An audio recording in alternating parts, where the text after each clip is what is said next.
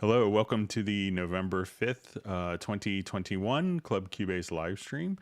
We'll get started here in just a couple minutes. I'm going to do a quick audio test, make sure everything is coming through on my end.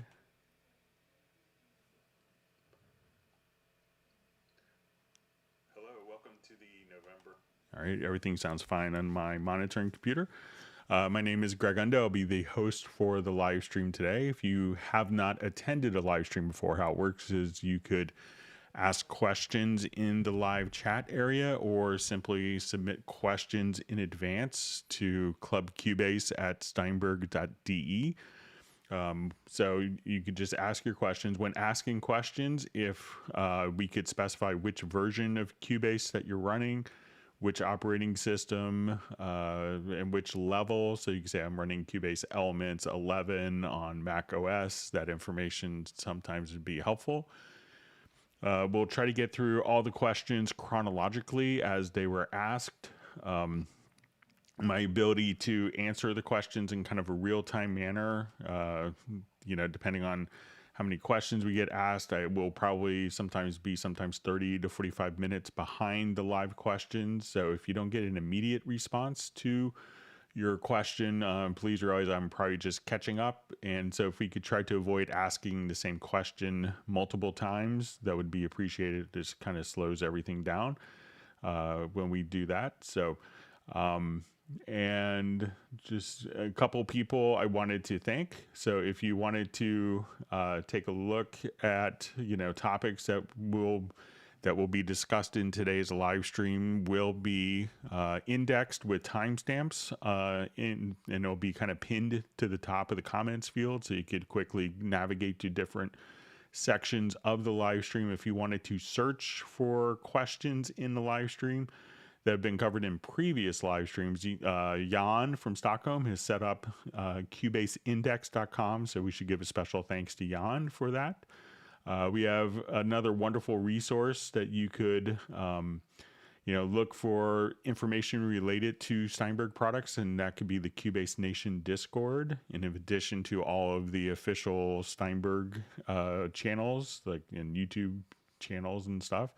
So, and I know Jazz Dude is pretty involved with that. We have two people that volunteer their time. They're not Steinberg employees, but they just kind of volunteer to be moderators when needed and can address issues in the live chat if I'm not there as we're going through stuff. So I want to give a special thanks and kudos to Jazz Dude and to Agent K for that.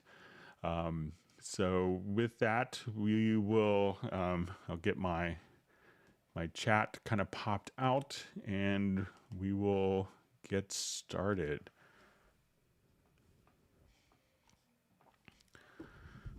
Okay.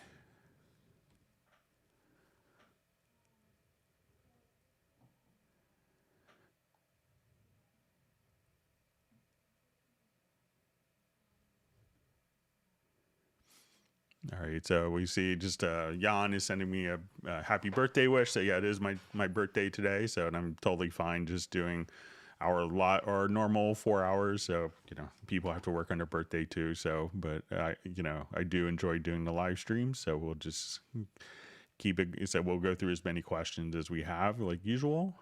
But I appreciate the sentiment. Okay, which are in a single audio file into separate samples, and to then normalize them to the same general levels. So, so there really necessarily aren't, I don't believe that WaveLab has ARA2. That's usually more kind of like a DAW type of thing, but let's take a look at the current, let's take a look at WaveLab. There are different options for doing that without utilizing, ARA2.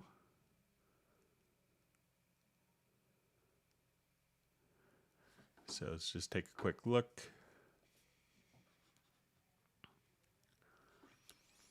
All right, so there is, and I haven't looked for this, but there is kind of different options for splitting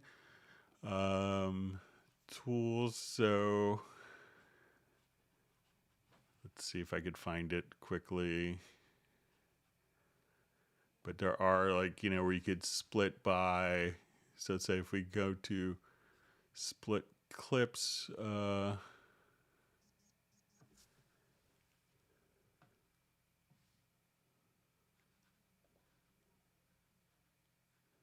may have to kind of come back to this and, but let me see if I could.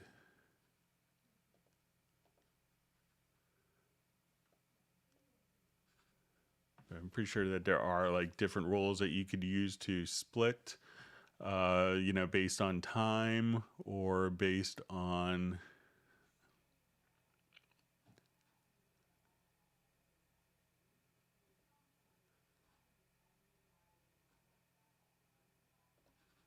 But if I just wanted to come here and, you know, split the selected clips, and let me just see if it does this in, if it may do this differently in the sample editor. So let's say if I would just do this.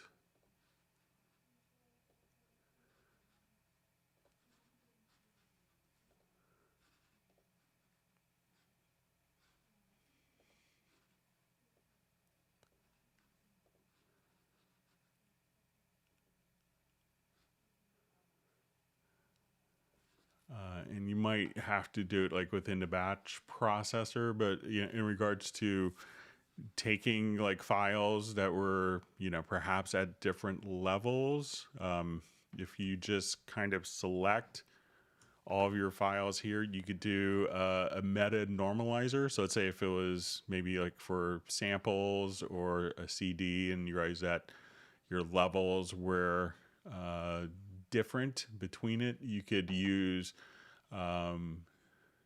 see if it's under.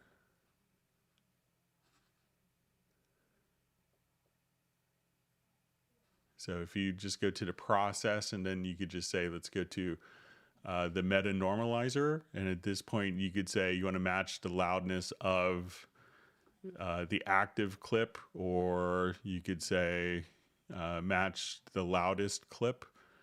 And at this point, you could just say apply, and that will do an analysis. And we see that this one's probably softer than that, that will just kind of bring up the volumes to match so that you could have consistent volumes between that. All right.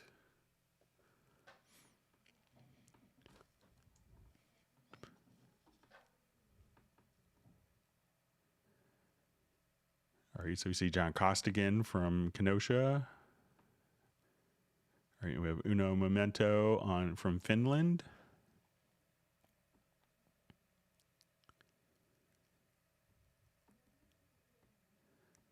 We see Jazz Dude has internet service provider problems, so if he's not on.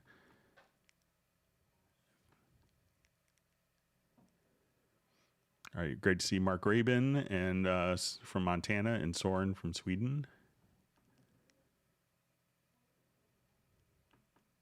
All right, Robbie Bowling from Dallas.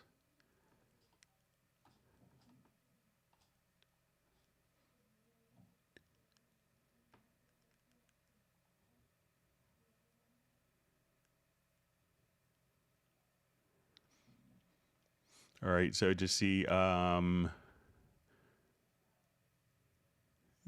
just see a question, is there a Cubase 12 coming? So I'm sure that people are, you know, working on the next versions of Cubase all the time. So, but there's no public announcements at this point.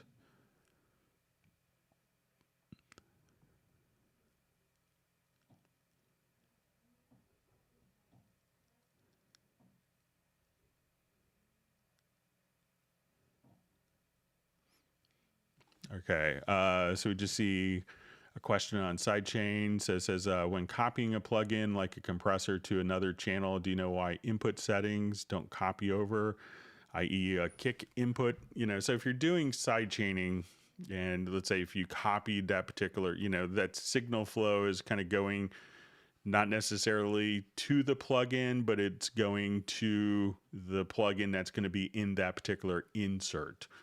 So if you copy a plugin, so let's say if I wanted to take this bass and do sidechain compression on it. So I will just come over here to inserts, and we'll go to, let's say, our kind of stock compressor here. So as soon as we come over here, let's say we activate the sidechain, we pick our sidechain source. So, and I will come over here. So let's say I want this to be the kick.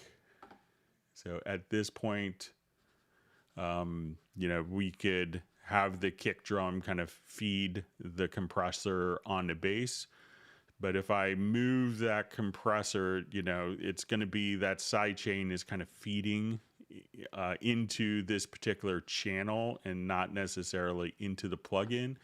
But within the plugin, if you wanted to sidechain to a different source, if you just come to the setup, you could add multiple sidechain sources here if you wanted to. So once you have that, you know, particular compressor, you know, but just think it's not necessarily going to that plugin, but it's going to be, you know, when we do this, it's going to be just, you know, sending to the particular sidechain. So that's why it doesn't automatically copy over with the plugin, because it's more where that plugin is inserted into the mixer.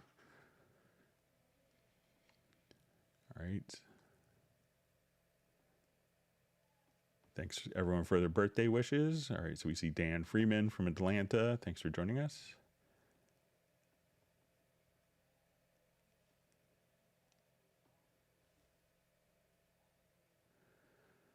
All right, so we have a question from Ted Springman. Thanks for joining us, Ted, on the live stream. So the question is, I'm trying to figure out how to mute, unmute an effects track with reverb and delays based on whether the notes on a vocal track feeding it correlate to chord track notes if muted, if not part of the chord. Okay. So let's say if I have, so I don't know an automated way of doing that. So let me just come over here to this project and say I want to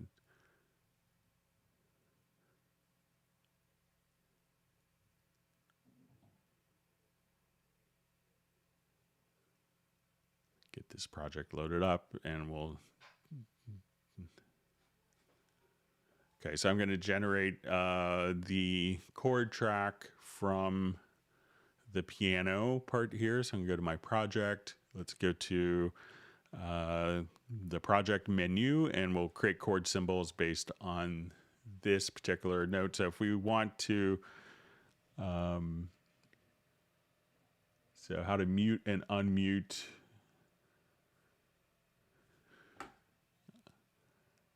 what notes correlate to the chord track. So if we have notes that don't necessarily feed the chord track, so let's say we're in Very Audio and we've done kind of our analysis here. Okay, and at this point I want to colorize based on the chord track. So let's say if we had notes that were out of the chord, so let's say something like this. You stare at the ground, not a sound.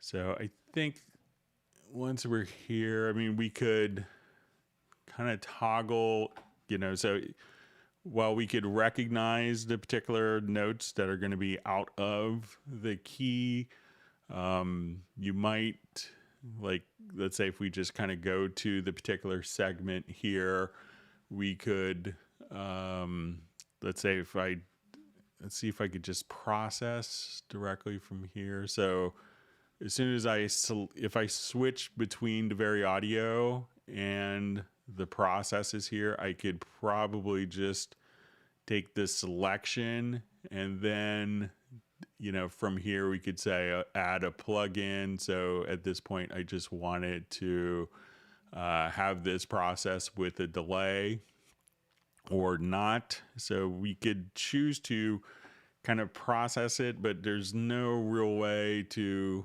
you So if I select a segment here in the very audio where we could see that it is out of key or in key for that to, so we could determine what notes are in and out of key. So if you wanted to not do processing or do processing based on that, but I don't think that there's a way of selecting notes that are within the chords defined in the chord track for separate processing. So you might have to kind of do that manually. But, if you kind of look at the colors here, where you see a red segment, that would indicate that it's not within the chord track. And then you could just kind of do editing based on that and find the notes. But I think you still have to kind of process it independently.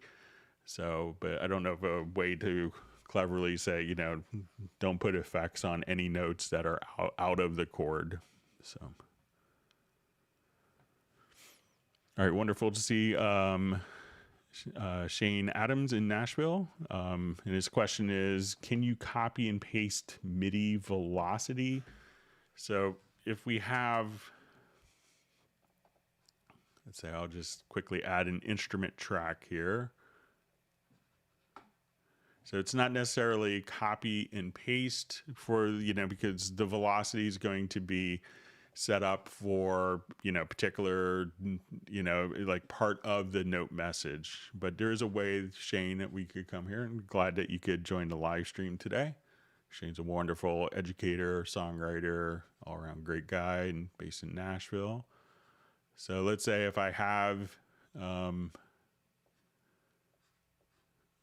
this pattern here of notes, and I wanted to save and apply the velocity from one part to another. So all you'd have to do is, if you kind of just select the particular event, and this may seem counterintuitive at first, but if you go to the quantize panel, drag that event into the quantize panel, and and you have position and velocity.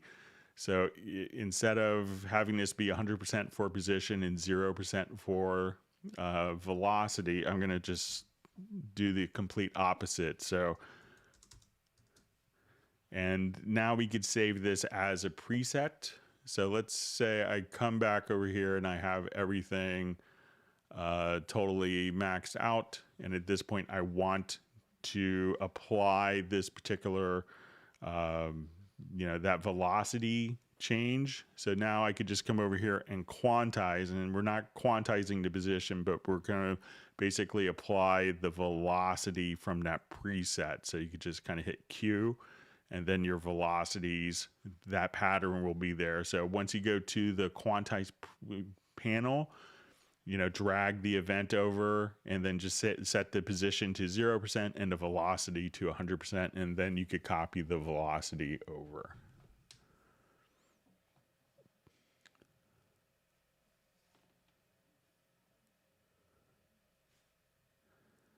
All right, so we see Jeff Sabowski just saying he doesn't have any questions, but I have brand new strings on the Atama acoustic minor, 6 chords, innuendo, sexy and scary. So that's good.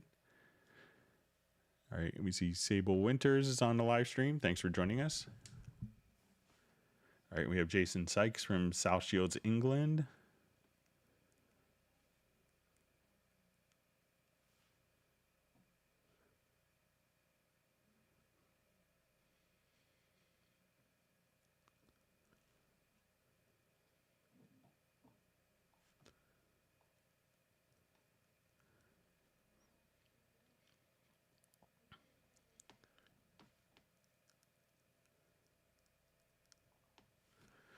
Okay, so I just see, so Rob says, howdy from Tarpon Springs, Florida. I tempo detected a wave file sent to me to add a Groove Agent track to. I'll send the stems I sent back to them. So it's it's a great feature to be able to do that. It could solve so many problems and just so incredibly fast. And we see, will they be able to match it with their original wave file on their DAW? So as you work with this, what you could do is, when you go to, if they're using a different DAW and you've done a tempo detection and you have all of the, all the MIDI following the tempo, if we export a MIDI file, so, and then when you come over here, you could export the MIDI file. So that could contain the tempo track data as part of the MIDI file itself. So if they export, so they could just have the tempo information just transferred over as a standard MIDI file. So, and let's see if there are, so, as soon as you come over here, so, and when you import like MIDI files with tempo tracks, just make sure that you have ignore master track events on merge, that you have that unchecked. But you could just take that particular tempo track and the groove agent track and send that as a standard MIDI file, and that could load up into other DAWs, so without issue. All right, wonderful to see Tim from Mission Viejo. Glad you could join the live stream.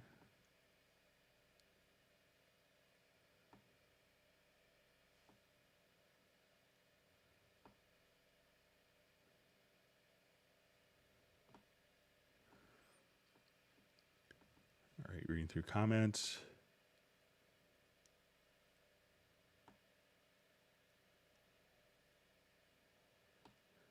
I see Sergo wishing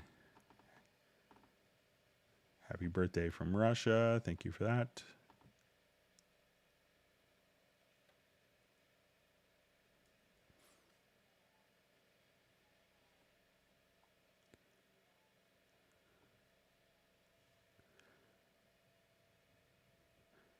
Yeah, and I just see a point about, normalizing like, different audio samples just directly within Cubase. So let's say, we kind of showed the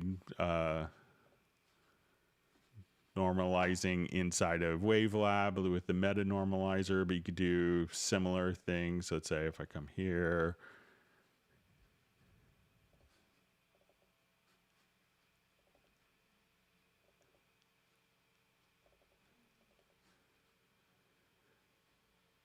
and we had a number of different files, and let's say that these were all kind of at different sound levels.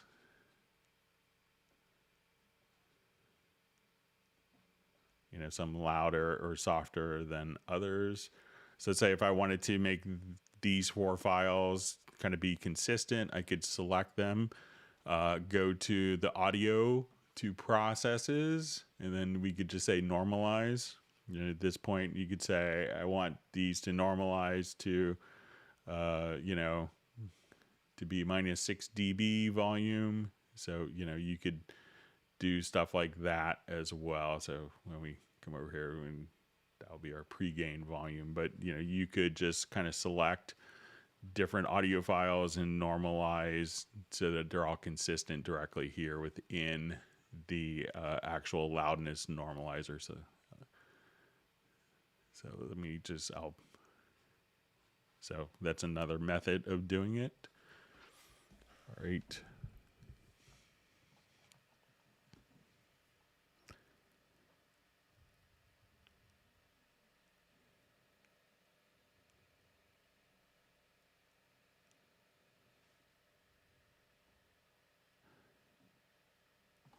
All right, so we have just Jackie Q from Taiwan. So you see, I found out the Wave 64 format is missing in Nuendo 11. Is there a reason, or just don't need it anymore? Can I record broadcast wave file larger than 4 gigabytes? Yeah, so I think it used to be as more relevant when, the largest file size, on 32-bit operating systems was 2 gigabytes, and you couldn't go beyond that, and that's why you used the Wave 64 files. But I don't think that you have those limitations with I think the Wave file itself was updated so you could do larger audio files, so that's why.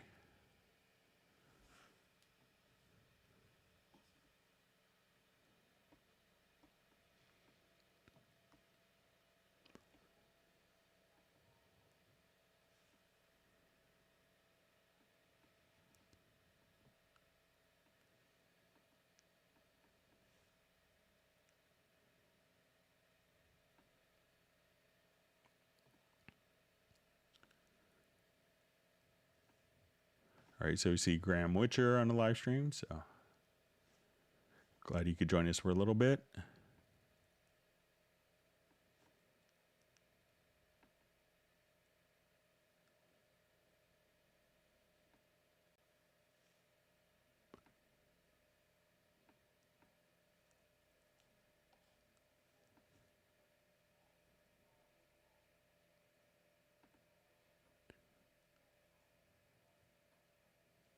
Okay, reading through comments here.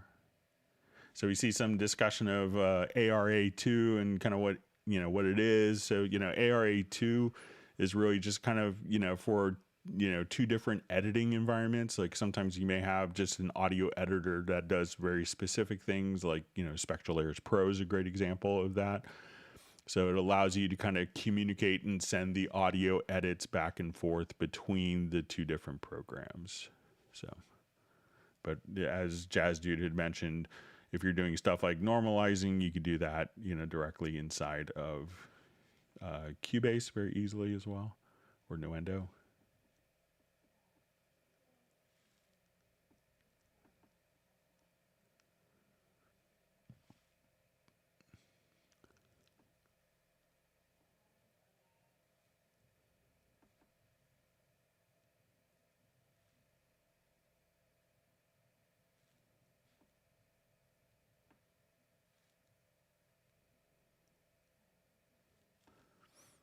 All right, so we just see from Anthony Walker, will there be a new Cubase in 2022? So, there hasn't been any announcements at this point, so we'll just have to wait and see what announcements are going to be. Okay, so we see how to record the system sound like YouTube. So many times, when we're using, so it could really depend on if you're running Mac or PC. But many times what Cubase will be using kind of a different audio driver mechanism. So if you're on Windows, for instance, you're going to be when you get to the studio setup, you're going to use the ASIO driver, and the Windows sound driver is going to be using a different utility. There are a different driver architecture, so that would be using like the standard multimedia drivers that Windows would be using. On the Mac platform, they both use Core Audio, but there are a number of utilities that will allow you to kind of route the audio from one application into another. So if you wanted to use I'm trying to think of but there are a number of kind of like little streaming audio streaming utilities so that you could use that. But you could also, download the YouTube file and import it directly into Cubase, and Cubase will extract the audio file. And there's, a zillion little utilities that will allow you to download the YouTube file or to download the MP, where you could put the YouTube URL in, and it will generate an MP3 file for you as well. So.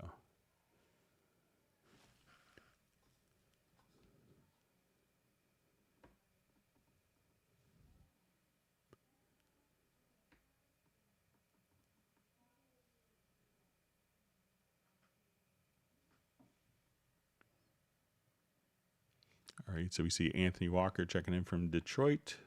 Thanks for being on the live stream.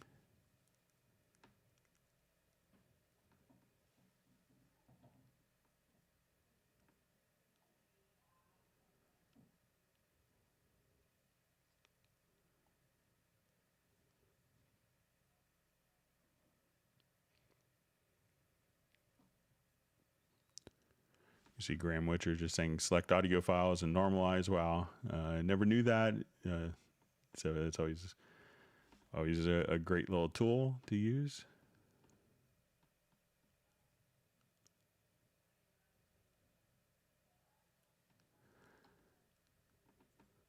Okay, so we just see what's the best way to put a lane in Beat Editor in C3. So I'm not sure if it's the Beat Designer plugin. So let's say if we have, just come over here, let's add the track.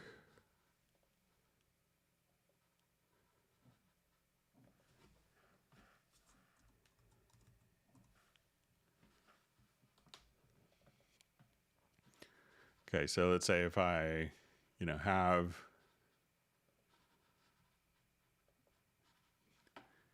different sources here. I'll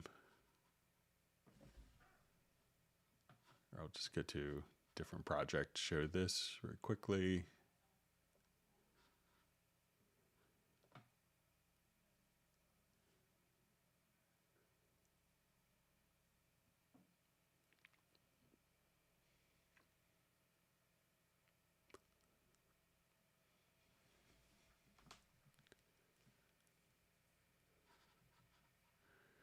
Okay, so let's say if we're here and we wanted to just go to the MIDI inserts. Let's say if we have the Beat Designer, and we'll go ahead and open the Beat Designer plugin.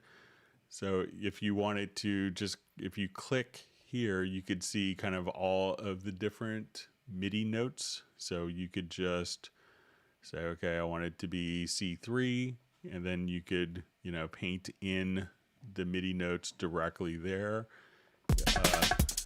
if you wanted to. So if you wanted to just kind of enter that in, so we could just click on the note. So that's within the Beat Designer plugin. If it's directly in like the drum editor here, we could just go over here to find C3 as well. So at this point we could say, okay, we're just going to start at C3, and we could put notes in directly on pitch C3 as well. So let me know if that's what you want to accomplish with that.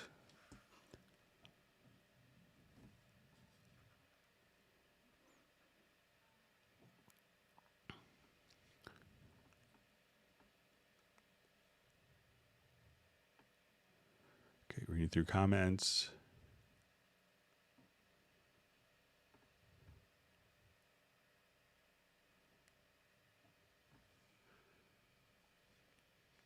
Okay, so we see a question. How do I synchronize 16 pads on the Casio MZ500 with the pads on Groove Agent? So all you have to do is, let's say if we have Groove Agent open, we'll have, let's say we'll select our instrument pads where we could see our different sounds.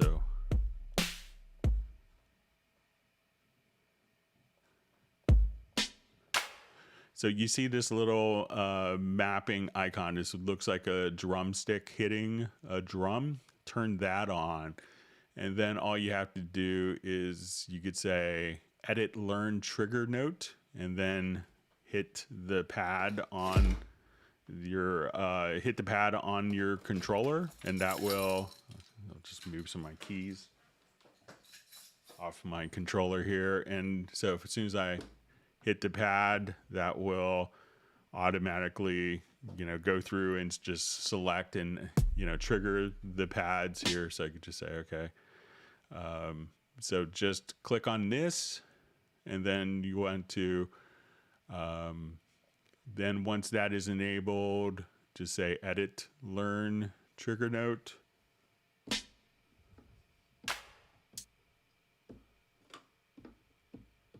And then it will just kind of cycle you through, and you could just have 16 pads assigned just by hitting, each of the pads, and it will automatically increment the pad for you. So once again, just kind of click right there, and then that will open up the edit learn. As soon as that's enabled, just click on edit learn trigger note, or you could manually assign it right there. Probably the edit learn will be faster.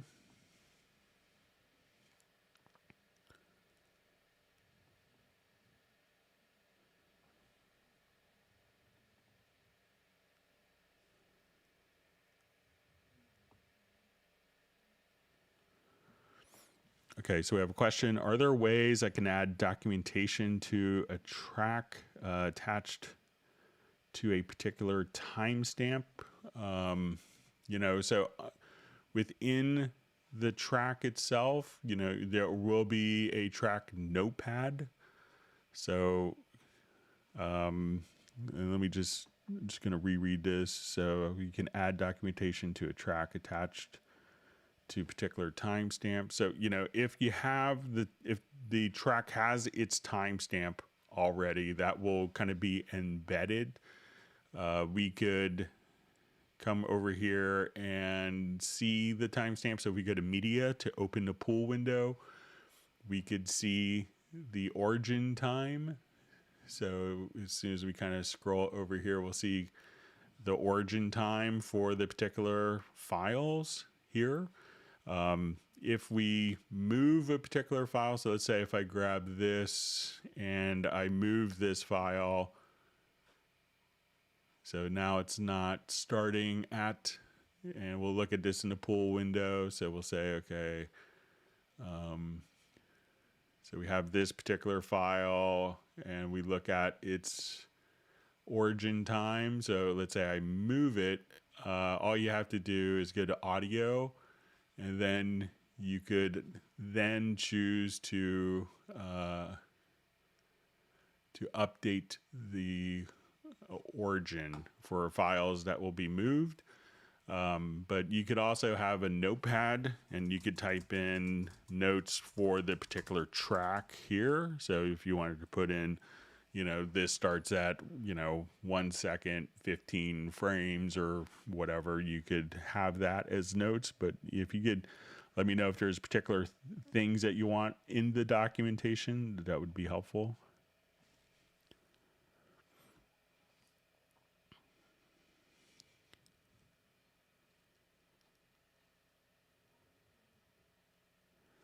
Let me see Michael Pierce for the audio utility for YouTube. He's just saying Jack Audio. I know there's another one as well, but there are, you know, several utilities for kind of routing audio within different audio programs.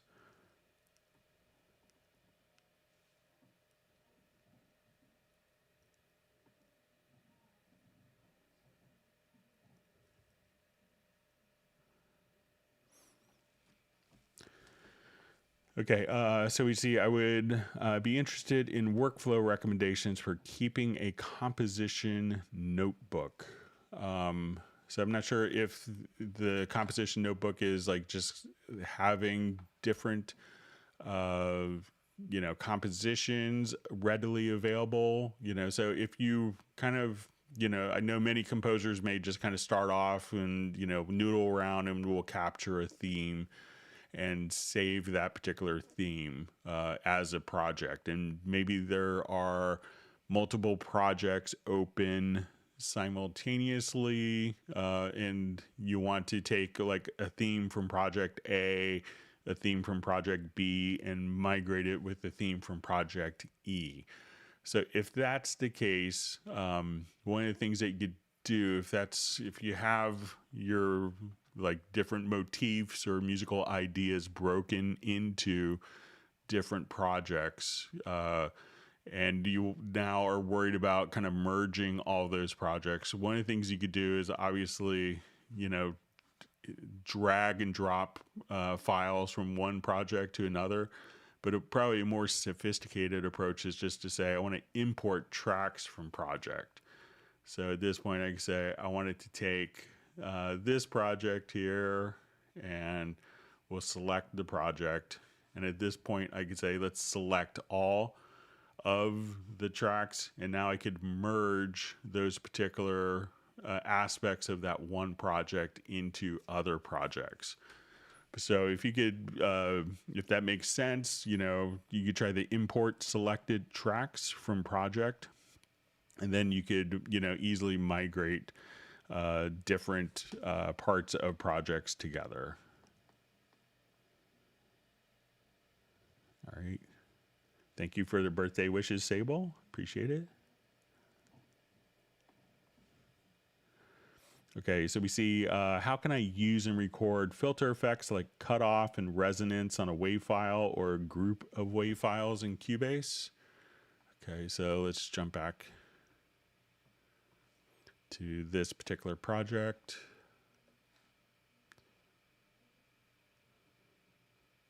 Okay, so let's say I just have like a normal rock project and I wanted to record like a filter on a number of tracks. I'll just put this on the master bus. I will come over here and under the filters, so you could actually just get a filter audio plugin. So let's say I want to go to the morph filter. So as we look at the morph filter, I could just kind of play along.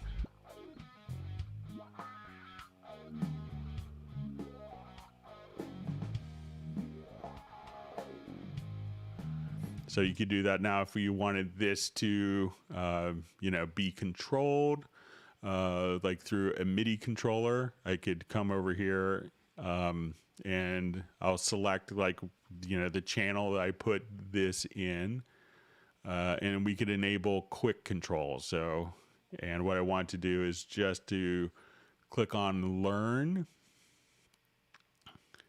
and I will move, let's say, the frequency parameter. So I could set up any MIDI controller to come right over here, and, you know, we can say, okay, my quick controls, I want to just come right over here, and let me move something so I can grab my MIDI fader box here.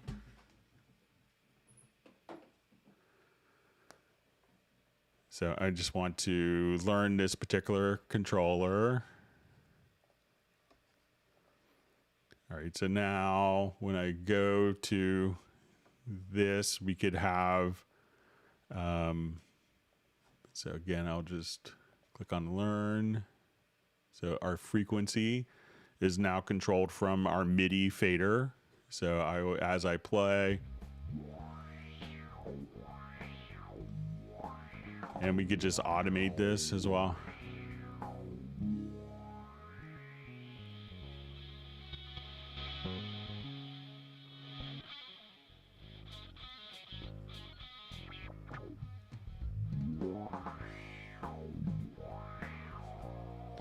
And then, you know, you're kind of all set, and that's how you could do it. So just kind of put a particular filter on, and then you should be kind of all good to go with that. Sorry, my one laptop just came unplugged. So yeah, just give that a try. So you could, you know, just assign that anywhere that you want, if you want on just the guitars or just, you know, or in the whole mix. And then you could just adjust kind of your different filters right there. So as you adjust.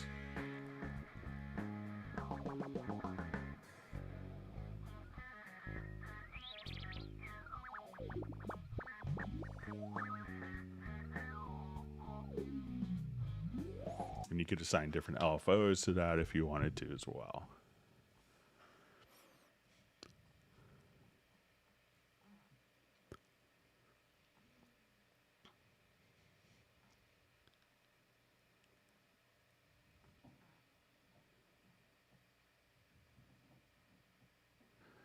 All right, so we have, could you show me how to get to M guitar in Hallian Sonic? So I don't think I have M guitar installed on this, but we'll come over here. So let's say I'll just go to, I have T guitar, which is very similar, just kind of the Taylor version instead of the Martin version, I believe. So I will come over here to Hallian Sonic SE. So when we come here, we can say, let's go to instruments. So we go to, you know, we could see this, but you can say instrument sets. And then you'll see kind of all the, so you'll see one that says like M guitar. So we'll just put on T guitar, and then I could load it up directly there. And as I play, and I could turn off my filter real quick.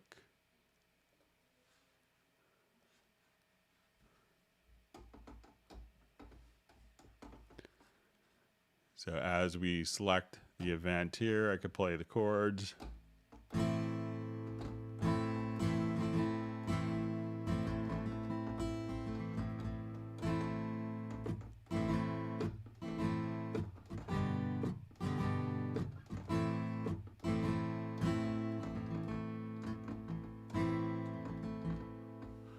So once again, just to kind of load that up, come over here to load, and it's, you know, it may just say all. So you see all instrument sets.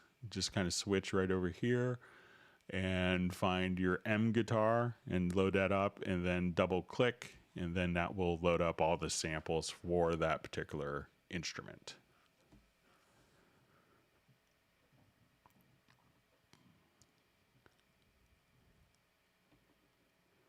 All right, so we see Peter just saying happy Cubase Day. And we see from Sergo, interested in syncing different instruments to MIDI and DAW.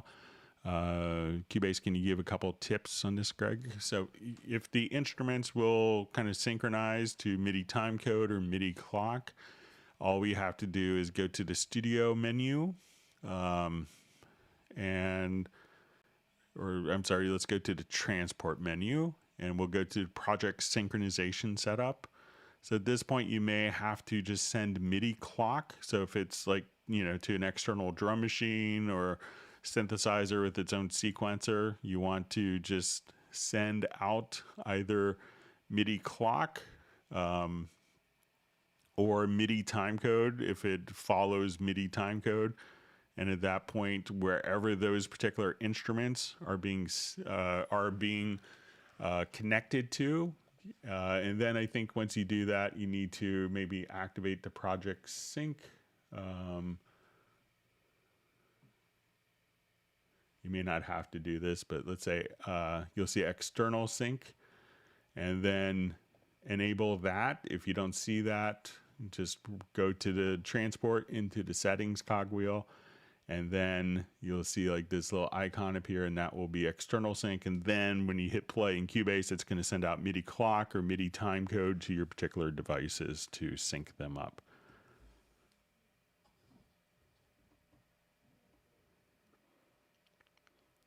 All right, great to see Captenergy Music on.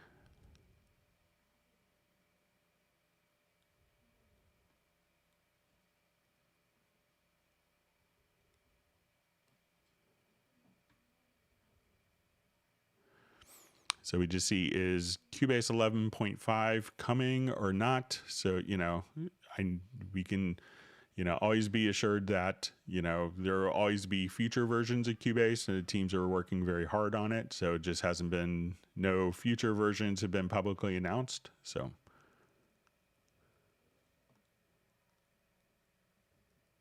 All right, wonderful to see Michael Teams on the live stream. All right, I think he's going to start giving out ice cream, so it always makes the live streams better.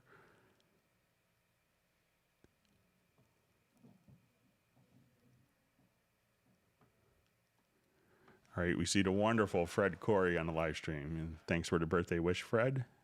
Fred's a wonderful composer, musician, and, you know, phenomenal drummer. His wife referred to him, I love this description, as a recovering rock star. So, but thanks for being on the live stream.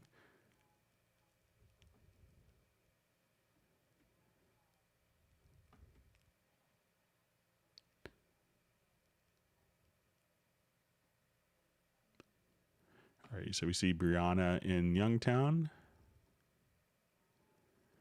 All right, I see Michael Teams has granted me 5 scoops of Scoopy's Black Diamond ice cream. All right, it's very generous.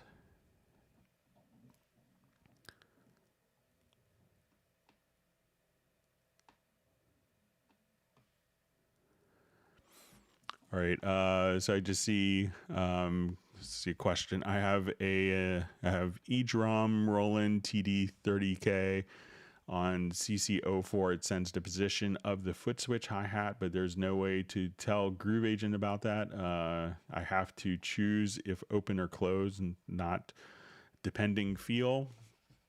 All right, so let's say if we're in Groove Agent, I think if we come over here into this general area, and I know I have a Yamaha kit, and I think if you just come over here, you could activate this and just say eDrum controller, that will map out the Roland, like all the different levels of the hi-hat to the hi-hat samples. So try just coming right over here to the drums, and you'll activate this, and then you could just come over here and do your E drum controller. So, and I believe that will work with your Roland electronic kit for all the little special hi-hat stuff for half open, half closed, and the various levels in between.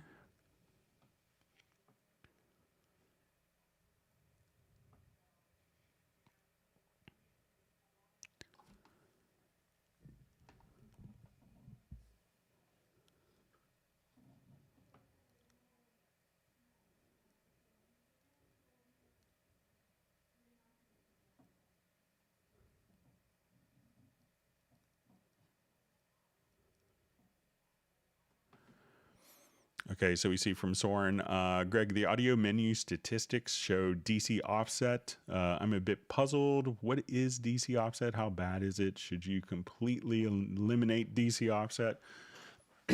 So a lot of times what DC offset is caused by kind of irregularities in kind of your electrical wiring can cause it. So a lot of times you may have, let me see if I could find something it may have. Yeah, you may see kind of an asymmetrical waveform, where thought there might be one. A lot of times you may see, when you see a waveform, that will actually indicate like where it's maybe unbalanced, where it's not symmetrical. Like maybe, you look at this and you see it like on the positive amplitude here, like above this scale, maybe this, but the bottom may be like half of that. That would often be indicative of a DC offset issue, and then you could correct it. A lot of times it could be more apparent kind of, in working with a lot of different analog components. I do have kind of a mastering friend, Greg Lukens, who's kind of, just a treasure to anything dealing with audio. And he's a blind mastering engineer. And, I've been at his house many times, and he's like listening to a record and he's like, oh, it's such a great record. Why didn't they fix the DC offset? And he opens it up and switches it off, and fixes the DC offset, and and it sounds much better. So it's one thing that a lot of people forget. It could be that particular studios or someone within like a project may have part of just one component that could be causing it, but often you'll notice it when you actually see kind of asymmetric waveforms where where it's more where you see kind of more activity on the plus versus the negative on something that should be fairly consistent throughout. So and it can be kind of a subtle thing, but I would always suggest before sending out a master just to make sure that you could eliminate DC offset. And it's just a simple click, because my friend Greg Lukens, I'm sure he's embarrassed many, top recording engineers just calling him up and say, you forgot to check DC offset. And they're like, oh, and and they get kind of embarrassed for like something that's so simple to fix when you could just go to your audio processes and just say, remove the DC offset so it's not an issue for you. But before you send off like your final mix, just do a quick test.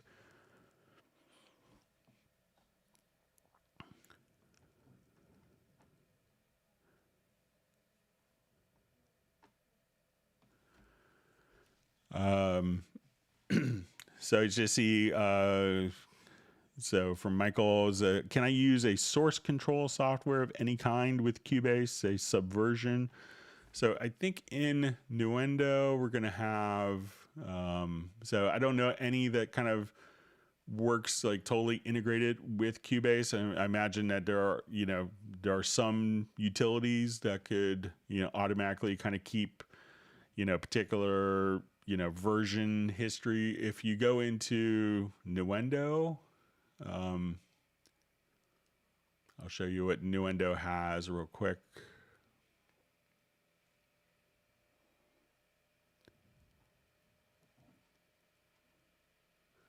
And we see this kind of used like primarily in game audio communities where, you know, version management is really critical to them. So let's say if I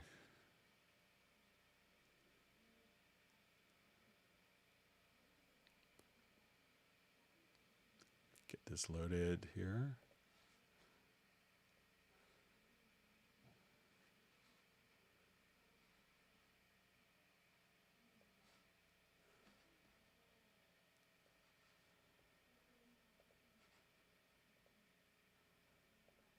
I'm trying to remember what the name of the kind of versioning is here, but it was kind of in the game audio connect. But you know, most people, I don't know any that Cubase is specifically designed to work for that. But let me just.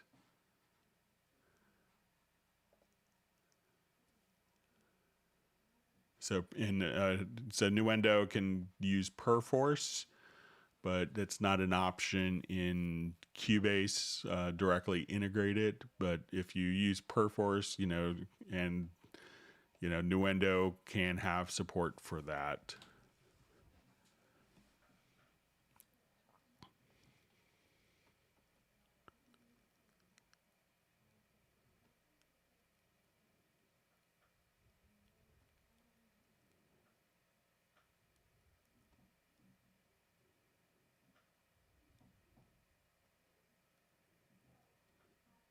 We see other people are using kind of the merge projects functionality.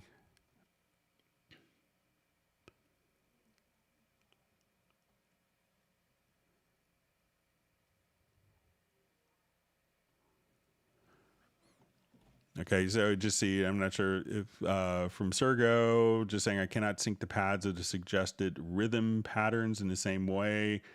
In Groove Agent, there is no hardware CM button how to do this. So let's take a look at like pads for the, I guess, for the patterns.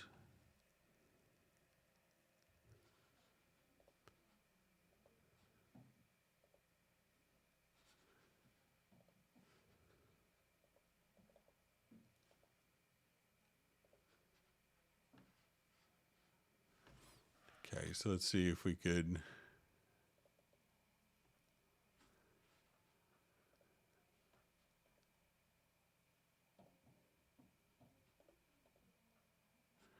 All right, so with the pattern pads, I think if we, so just by right clicking on it, we don't need to, you know, the instrument pads here.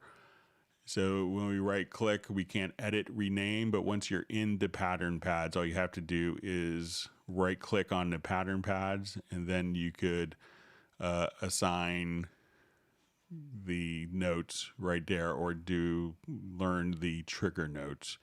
So we don't need to necessarily, with the pattern pads, enable to use hardware controller mapping. So once you're on the pattern pads, just simply right click on the pad and you could learn the trigger note without having to engage a particular function.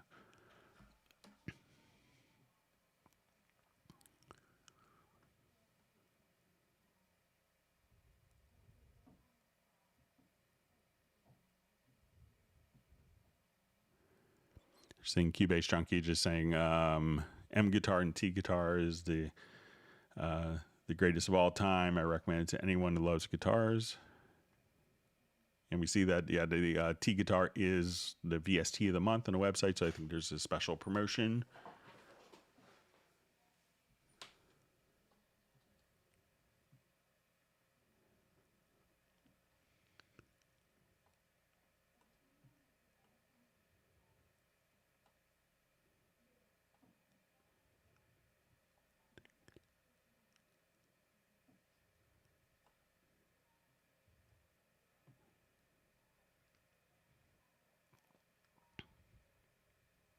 Great to see Cubase Junkie in the live stream.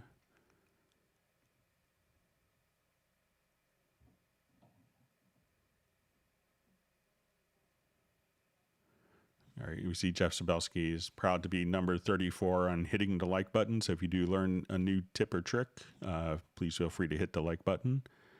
All right, and we have Brian Sawyer from Beulahville, North Carolina. Thanks for joining. All right, thanks for the birthday wish, Glenn. All right, Michael Teams wants people to whack the like button. Okay, so I just see, can you make a stream in Russian? Unfortunately, I don't speak Russian, but I believe, we try to keep it under 4 hours because if we do that, YouTube will automatically do closed captioning. And I believe that the closed captioning you could localize for different countries. So you might be able to look at the closed captioning in Russian. So I do have Russian heritage, but unfortunately, I don't speak Russian. Sorry.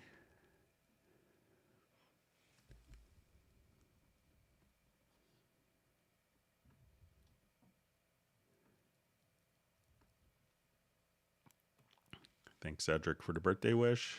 All right.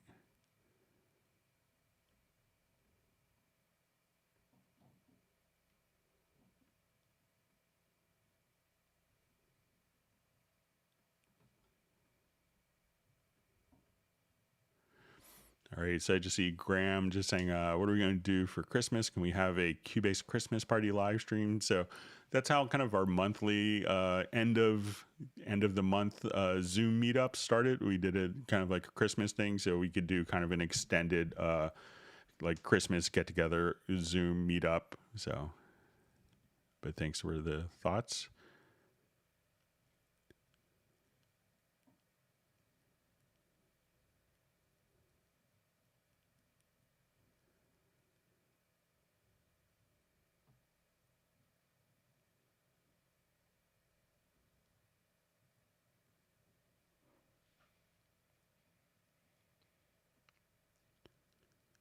All right, wonderful to see Mandy Lane on the live stream. Thanks for joining us.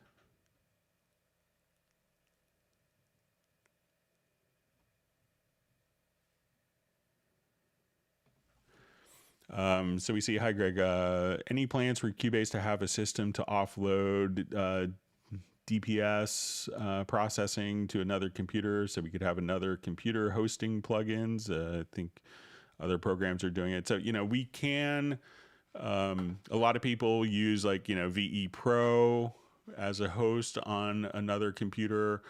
A lot of times, people could use different computers. If you go to the studio setup, if you had a digital audio connection between two computers, you could do VST system link. And so if you have a SPDIF card, SPDIF or, TOS link connection or AES connection, just a digital connection between two computers, you could run those two computers synchronized and send MIDI information over to it. Most people who've used kind of a distributive processing tend to not use it. So it's a tremendous amount of work that could change with, one operating system update of being completely invalid. But, so there are, they're always kind of looking at things, but at the same time, the computers get significantly faster all of the time. So, we kind of were the first one to do it with VST System Link years ago. So, but you could definitely use that if you wanted to have,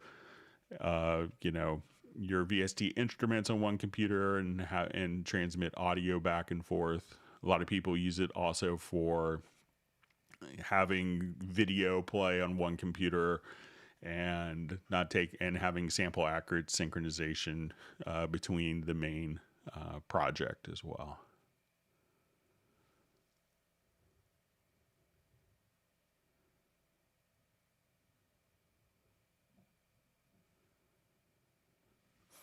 Okay, so we have a question.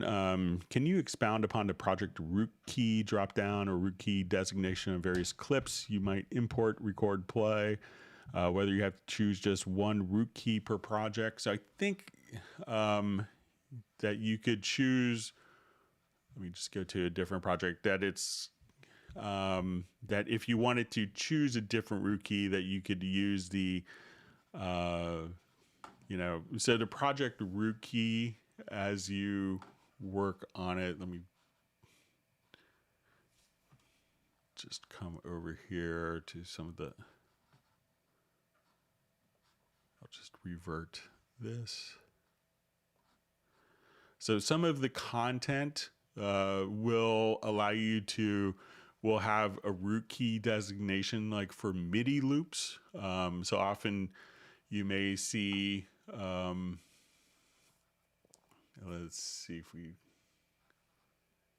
so, here we could set kind of our project root key. So let's say we're in the key of D, and now, like if we wanted to go through some of the different loops, like let's say some of the sequel library, and we wanted to audition, that you could audition through the particular root key if it has that data in the particular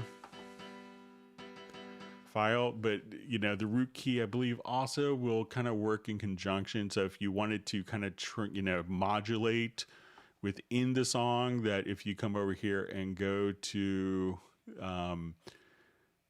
just a transpose track, so let me just see, I think we may have one in this particular project. So when we go to a transpose track, so I'll just delete this so we could show you adding it.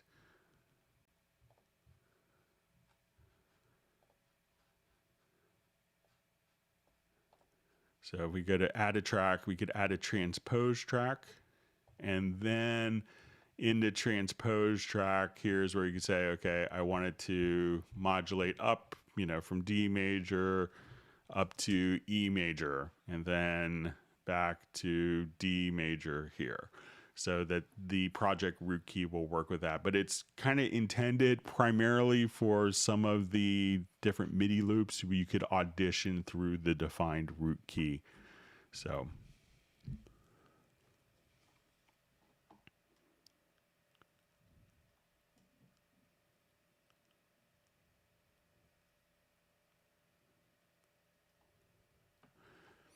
all right, so we have a question one. It says, stupid one.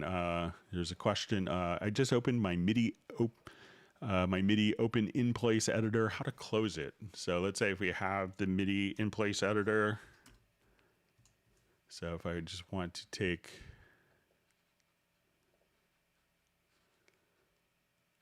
let's say if I'm here, and we have the in place editor here. So generally, if you hit Control, you could have an edit in place icon here. So where you could kind of right click if you go to track control settings. So if we come over here, you could right click and say, let's go to track control settings, and you could have the edit in place, which I think defaults to hidden controls. So if you wanted to, you could just do that, but you could also just hit Control or Command plus Shift and the letter I, and that is the keyboard shortcut to to open and close the in-place editor. But if you have that track control setting, you can now come over here and just open and close it just by clicking on that particular icon.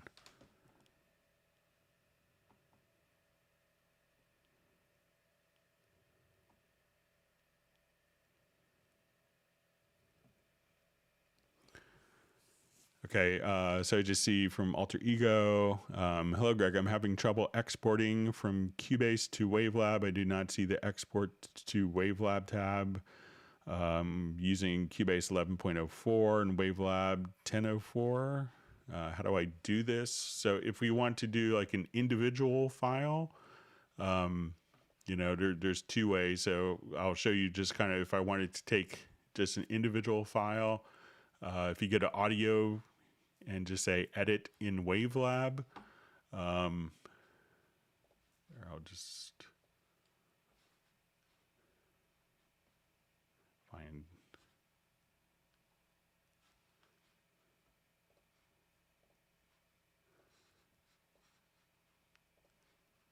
Just getting our audio file here.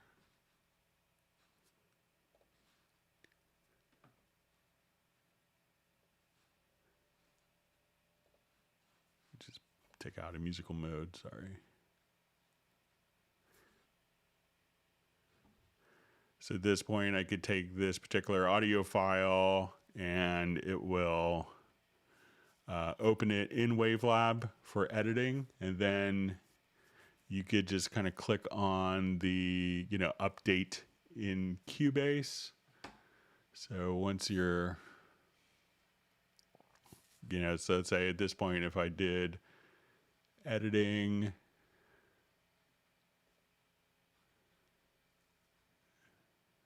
so let's say, okay, I'd just do a fade out, and then I think we could hit this button, and this would trigger the Cubase Nuendo update to that audio file. When I come back over here, could have that automatically. If we were doing kind of normal, let's say my mix down, we'll take a look at that as well. So let's say I want to activate this project.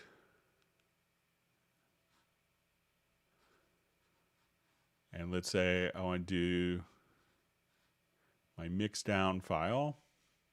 So I'll come over here, let's export audio mix down.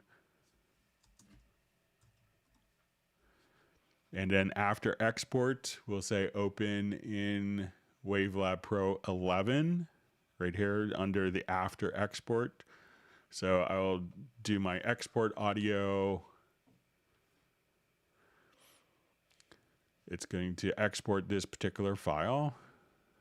So it's rendering the file now.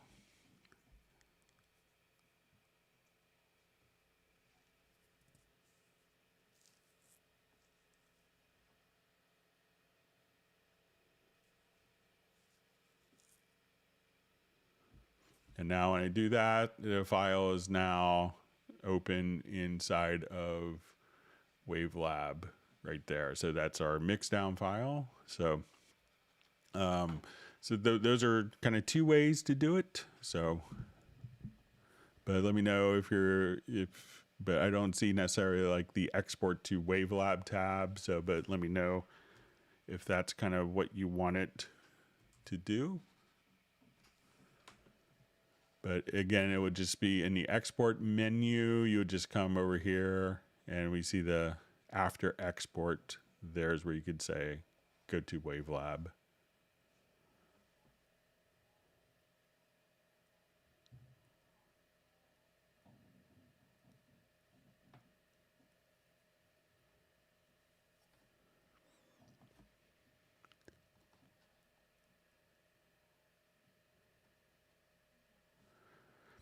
Okay, so we see from Cubase Drunky, just says, hopefully in the update we get a darker skin. I like my skins to be dark. It's more easy on the eyes for long periods of time. So you may be able to actually change the skins or change it to be darker if you wanted to. So maybe if you come over here to color schemes, let's say if you want the project area background, so if you go to each of these, we could make those a bit darker, so they're probably not at their darkest.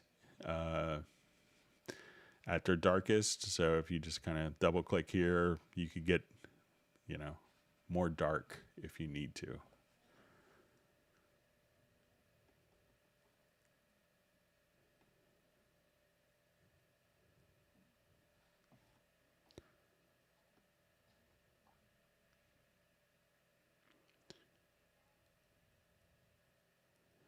All right, we're glad that Nick could join us after collecting his 2 kids.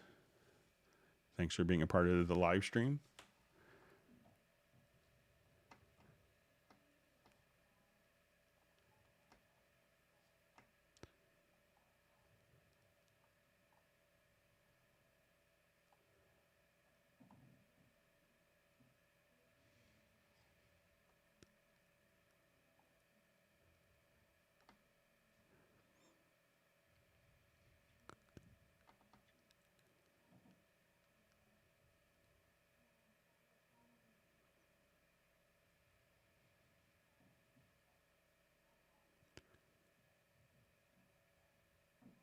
see Michael Teams is having some computer problems. Sorry to hear that.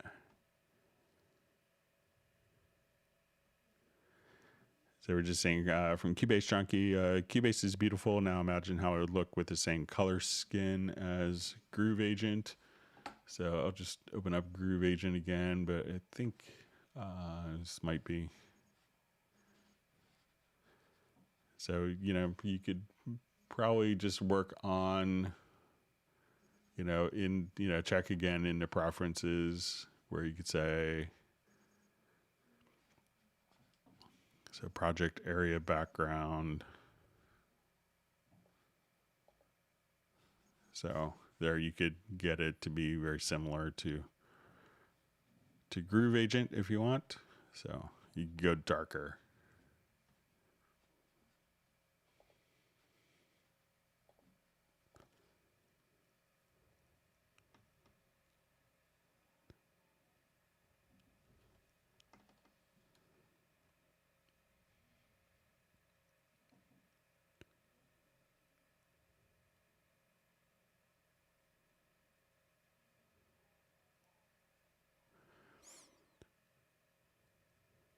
All right, so we see from Dan Freeman, is audio warp resolution only used for swing, not snapping to grid?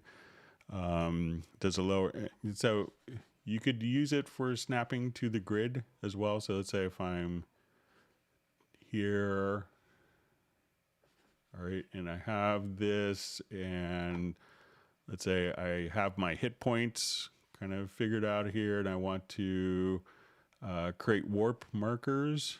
So at this point, if I wanted to just, quantize, I could say, okay, let's quantize this to quarter notes. And then as I do this, we'll just make sure that the audio warp quantize is on, and, we could quantize to different degrees for your audio. So, if I wanted to just come here to drum overheads and say, okay, we have this, we're going to create our warp markers. So as soon as we come over here, we can say, once the warp markers have been added, I could just say quantize, and we can see that that's snapping it to the grid. So it's not just for kind of adding a swing. And then we see another question kind of regarding this. Does the lower edit window only snap down to the 16th note? So in the sample editor, I believe it's just limited down to 16th notes, but you could always move stuff, down to the sample level, just using the main project window as well. Okay, so we see question, is M guitar free with Cubase Pro 11? So no, it's a separate, it's an instrument that's sold separately that works great in conjunction with any Hallion playback engine, including the free Hallion Sonic SE player.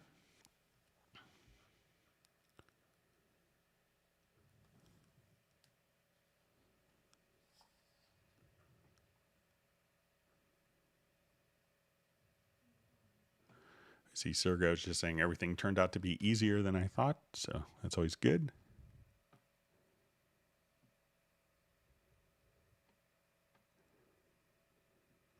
All right, and we just see for the person that asked, see Cubase Junkie saying it's $130 for the M guitar, but it's much less expensive than a real Martin guitar too. So, and you don't have to tune it.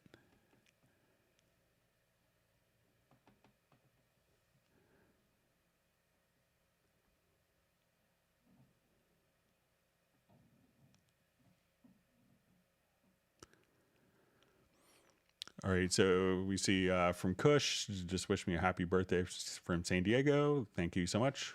Says, I want to buy a QWERTY keyboard made for Cubase 11 with the basic shortcuts printed on backlit keys. How often do Cubase, the shortcuts placement change with new versions? So a lot of times, like they try not to move keyboard shortcuts that have been kind of long standing, because we realize, the importance of muscle memory with keyboard shortcuts. So a lot of times, You know, the core functionality's been the same since Nuendo 1 or Cubase SX in 2002. So it's been almost 20 years. You know, they'll add, like new versions will add keyboard shortcuts, but they won't, you know, modify the keyboard shortcuts that already exist. So you're probably in safe bet to get a keyboard and still have it be relevant and useful for future Cubase versions. So they really recognize that particular issue with users.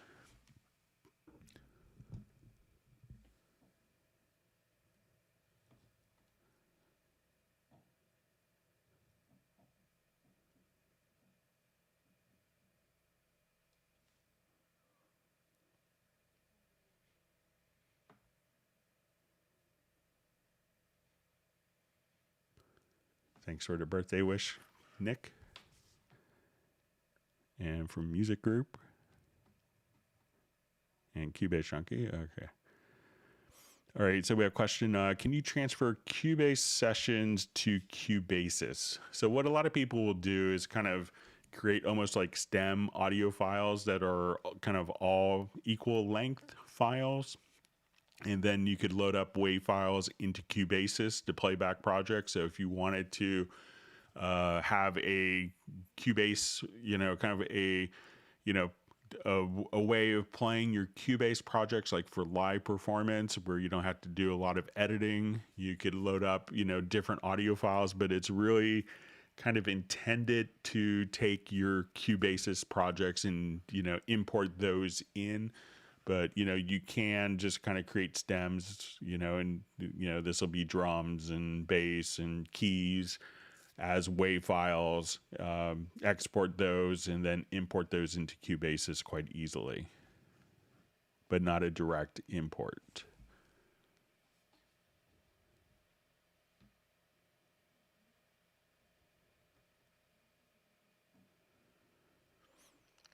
All right, so we have a question. Could we get the edit history window with the option to sort by column heading so that we could put the newest first instead of scrolling down? So, you know, if you're not familiar with this, I'll pass it along, Dan. So let's say if I do all sorts of edits and we open up our edit history, that as I make edits here, that it kind of goes down. So, and I think conceptually that this makes sense that, you know, we did this move first and it kind of goes down like that. So I don't know of a way to flip that, but I'll, you know, pass it along again. But, you know, this way you kind of see it in the order that the edits occurred. So, you know, there's a certain logic to that as well, but I'll pass it along to see if there's a way to just kind of invert the changes, and I'll pass that along again. Thanks for the suggestion.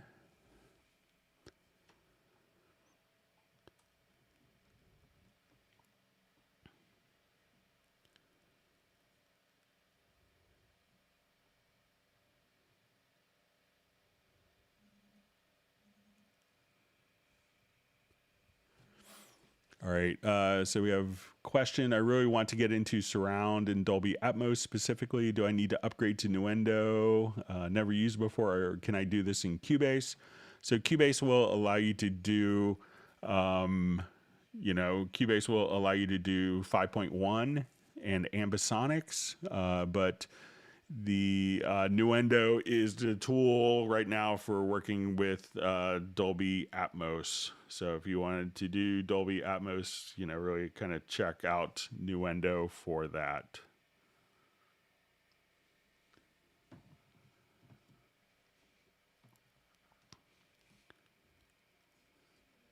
Thanks, Michael Bond, for the birthday wish, and to Mandy Lane.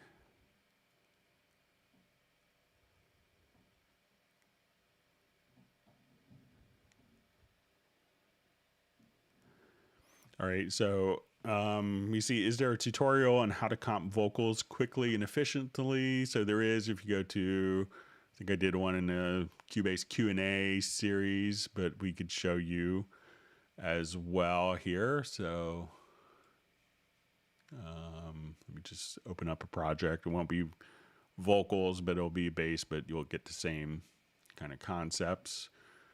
Okay, so if we have multiple recordings on one particular track, you know, each of those different recordings can show up in lanes. So this will be one track, and then we could have multiple tracks just laid out for us directly here. So these are different lanes, and this could be a contiguous recording, like, okay, this is the first cycle, the second cycle, the third pass, the fourth pass, the fifth take, or as you just kind of keep recording.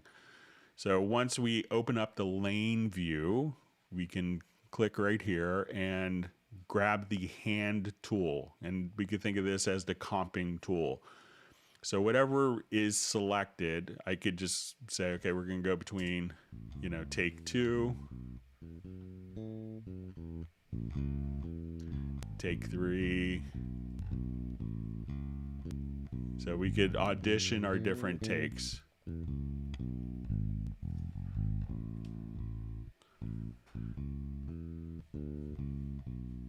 And if I wanted to say, okay, I really like this part of this take, I could just go over it with the hand tool.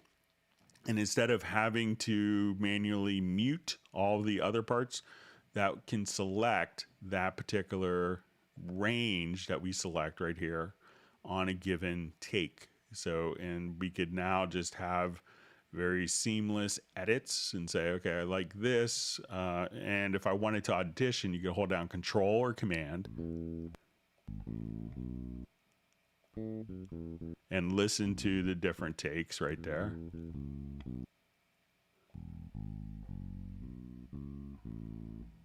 And then once you're done, all you have to do is, if you don't want to see all of these unused lanes, just click right there, and they'll all be kind of directly in the one part with each of the selections that we've done with the comping tool carried over into this particular track.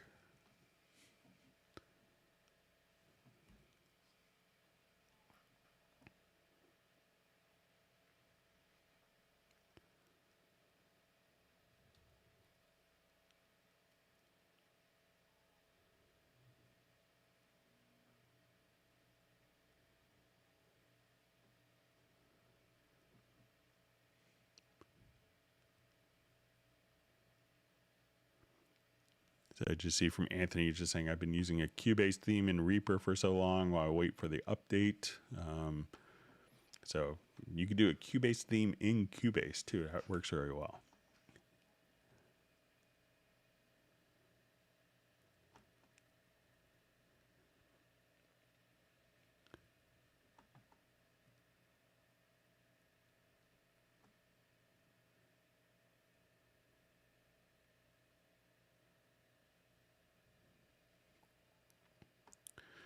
Okay, so we have a question. How do I set the track meters to display RMS data?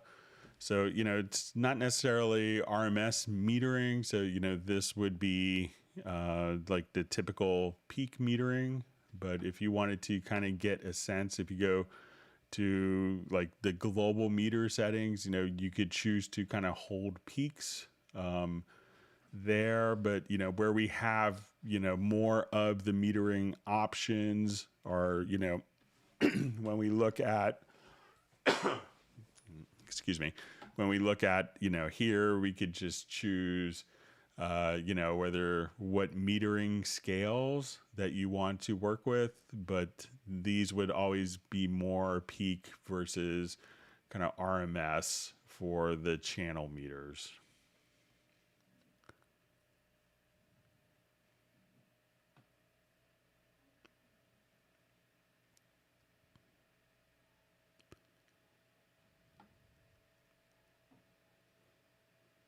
So we see from Sergo just saying how delightful it is that people from all over the world gathered here united by one goal. So that's great. I'm glad to be able to help people from all over the world.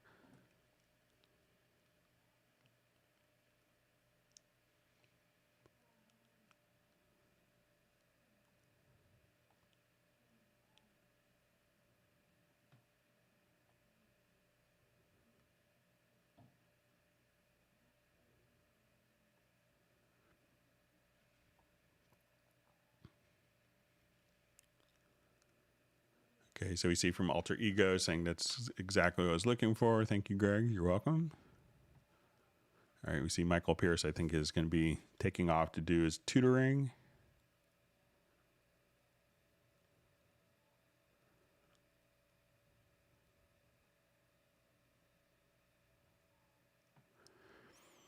So we see PS, anyone here in chat know if upgrades from Cubase Pro to Nuendo will be discounted for the holidays? So we'll just have to wait till Black Friday and find out, I guess. So.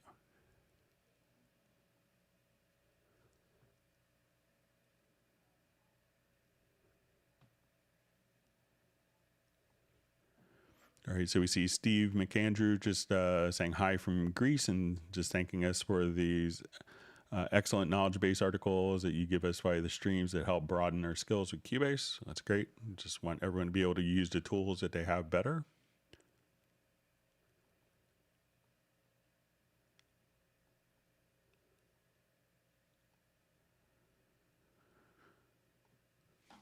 Okay, so we just see, could you please clarify how to turn length quantize off and on with the potential link to the grid? Okay, so let's do new project here.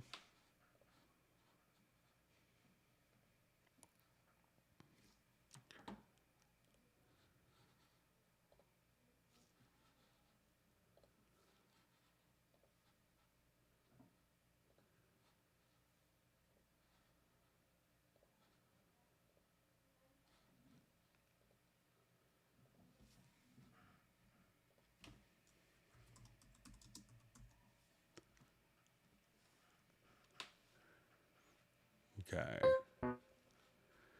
Okay, so now I'll just kind of put in some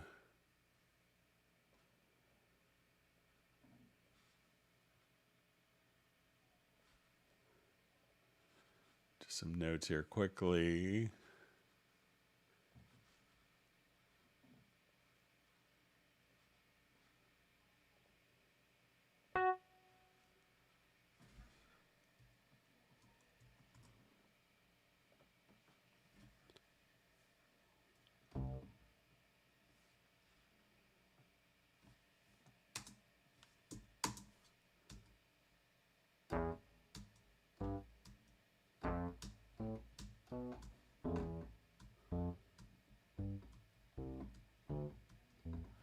Okay, so let's say we wanted to do just some quick length quantization. So when I come over here, let's say we have our length set to eighth notes, and I'll just make sure it's not, I'm just gonna, okay. Okay, so now when I want to quantize, we come over here to our advanced quantize, and we can say, let's quantize the MIDI note lengths to eighth notes. So now when I select all the notes here, so we can quantize the length to the nearest eighth note. So let's say quantize MIDI event ends, and let's make this set to half notes. So let's say I have these selected.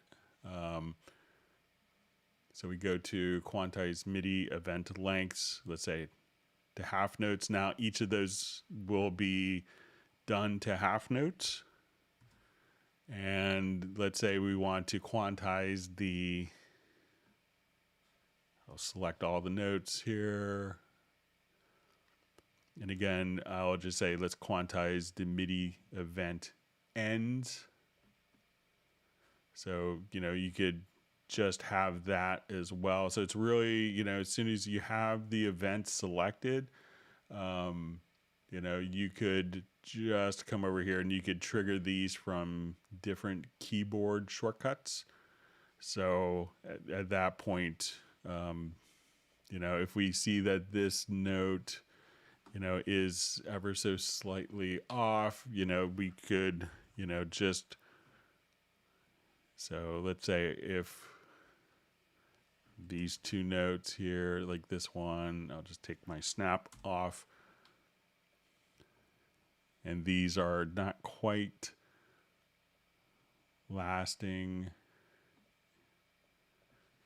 So if I say, let's quantize, so we see that this one is shorter, and I say, let's quantize the MIDI event lengths. So now we can say, I want this to be quantized to quarter notes, that this will quantize to the nearest quarter. But if we were, so that's going to quantize to that particular value. But if we choose like half note, we could kind of fix the quantizing to the ends as well to just kind of work with that. So once you have the value set, you could just kind of trigger quantizing the lengths or ends just from right there. And you can set up keyboard shortcuts for that as well.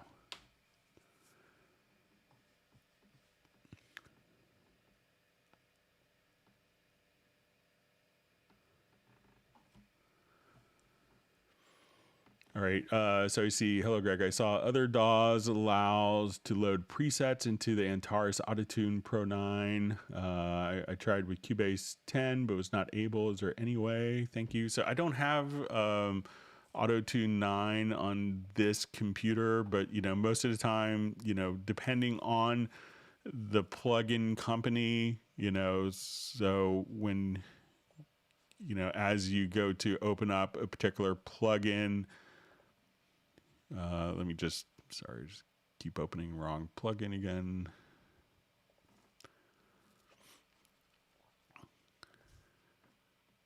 So, while VST3 plugins can have a unique common format, but, if the plugin, you may have to just kind of load it from within the plugin and not from here. And it's really kind of the choice of the plugin manufacturer. I do have a copy, I think, on a license on my studio computer. So if you want to email me, I could just verify. But you could email me at clubcubase@steinberg.de. But I could check. But I think it may be not loading from, from the top here, but maybe from somewhere within the plugin itself. So each plugin manufacturer can sometimes have different areas to load plugins, but I think you should be able to load presets.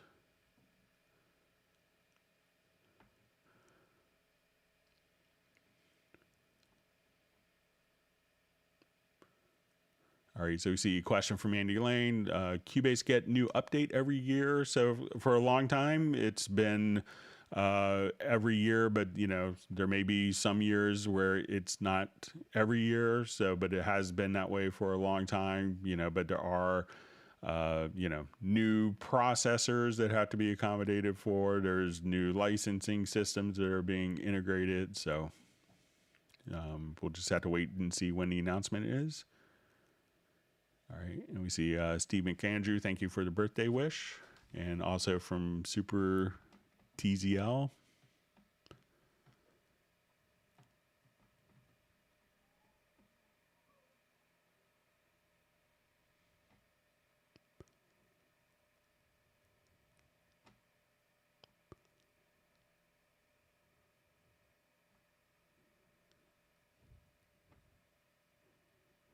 Thanks for the birthday wish, John Costigan. And he just says, Greg always says, learn a shortcut a day, kind of like take your Thorazine every day. So you'll be happier with your Cubase shortcut in the long run, I think.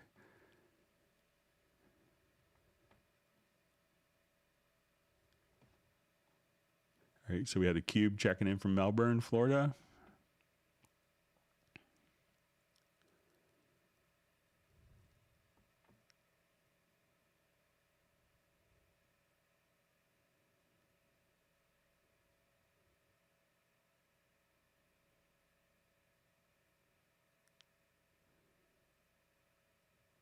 Okay, reading through more comments.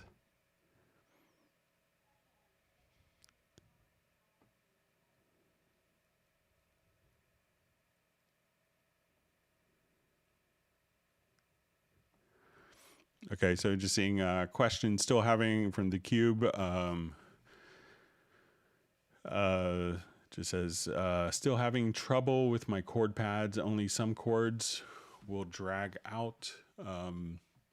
So I haven't had I think we looked at this last time with you, but just kind of dragging chords out. So I'm not sure.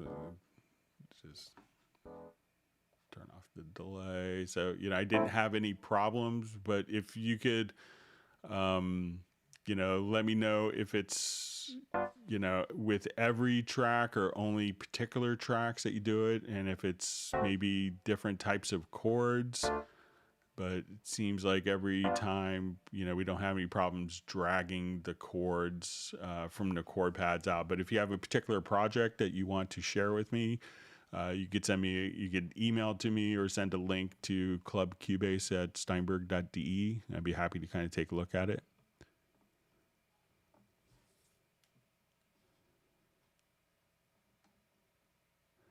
All right, wonderful to see Gareth on the live stream.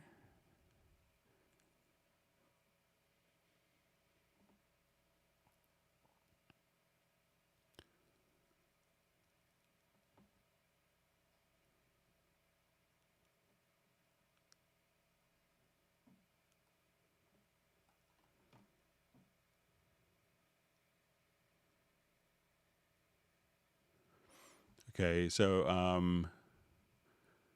all right, so I'm just seeing from the cube about the chord pads. It says it has an X and a line on the MIDI, but no chord in the chord pads.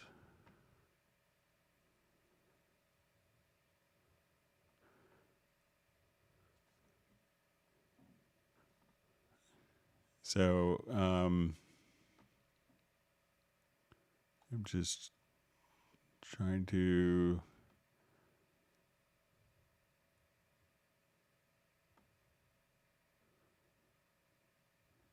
so if you let me just try maybe a quick preset here and see if I can duplicate that.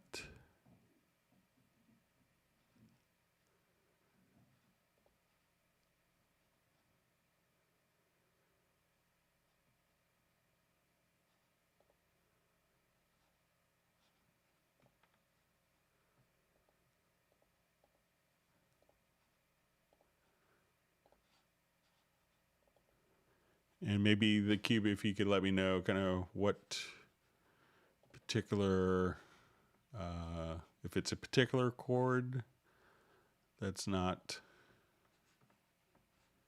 dragging out for you, but seems like everything is functioning here as expected.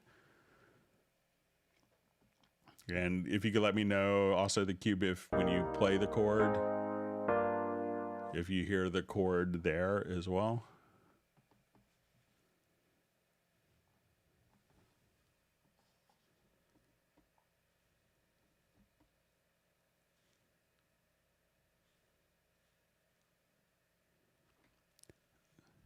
Thank you for the birthday wishes, Captain Energy Music. It's always, I enjoy doing these live streams as well. So it's good to spend my afternoon on my Tuesdays and Fridays crew.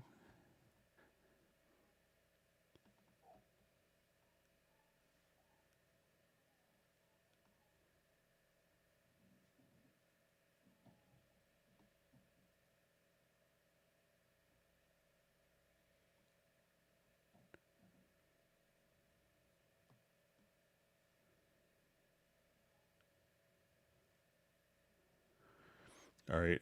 So we see, forgot to mention how to, I use Cubase Pro. How can I monitor the volume per track in RMS? So, if we, kind of come over here, you could set your different metering scales. So, if we kind of do this, but let's say even if we wanted to go to your loudness meter, you could kind of get a sense here. But, so if you have a particular track, you could solo a track and see kind of the RMS value here in the master meter if you want. So, but it doesn't necessarily show it, I don't think, in the...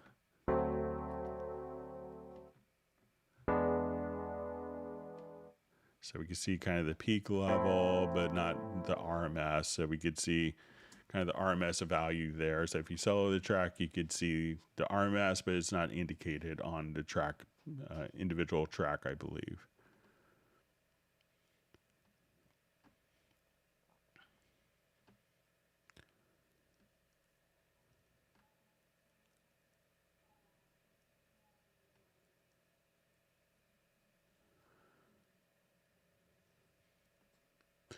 Okay, so we see from Dan Freeman, after using the comp tool, how do you easily blend the pieces together when humans play some notes fast or slow? X will crossfade, but first you quantize notes. So it could really depend, depending on the actual performance. So once you're, kind of doing, your comping, so, you may just kind of catch, like a slow part, a fast part. And it's really just whatever editing is needed in that particular area. One thing that you could do that can help out, like let's say it's really cool, but there's just some timing issues. If you come over here and just hold down Alt and Control or Command Option, you could actually kind of even slip the audio. So, if it's, if you wanted to just adjust some transitions, but you could always, crossfade between the events or just activate kind of the channel crossfade on the particular track as well. So if you wanted to just turn on automatic crossfades, you could just have those engaged so that on playback that will kind of mitigate the vast majority of any clicks and pops you may have from crossfades.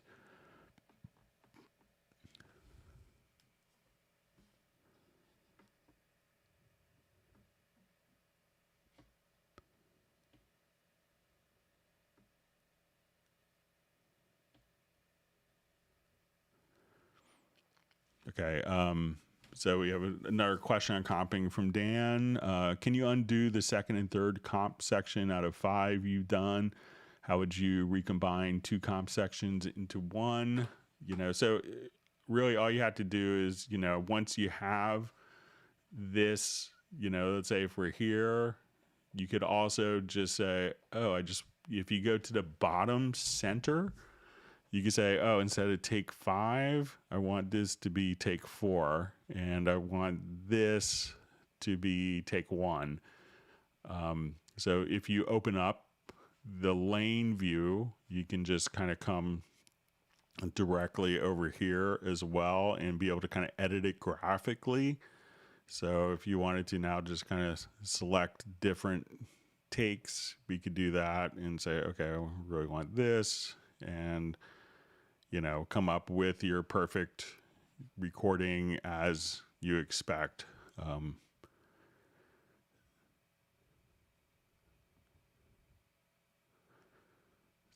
then once you've done that, it will kind of just play back. So some people could also, I've seen when they're doing this, is they may come over here, and when we go to track versions, so some people will click here and say duplicate version, and then they may have one that they have one series of comps on, like before they start the comping process. So let's say if we're just undo a bunch of edits here, and I'll just revert this.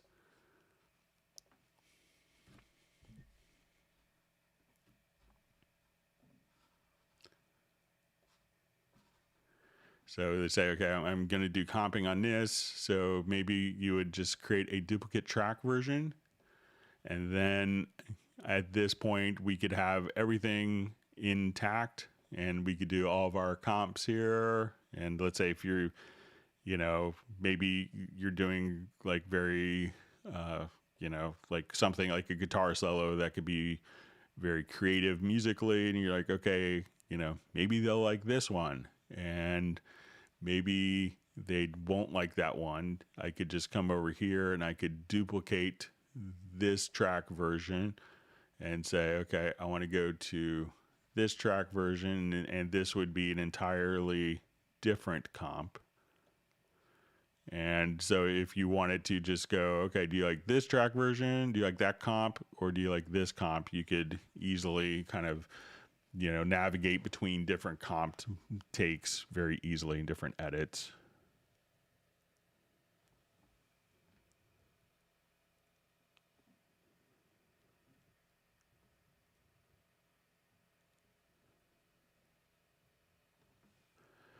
All right, so we just see from Michael Baum just saying, have used staff paper and a synth in the past, trying to improve productivity with Cubase and Dorico. So far, it's slowing me down, hoping that will change.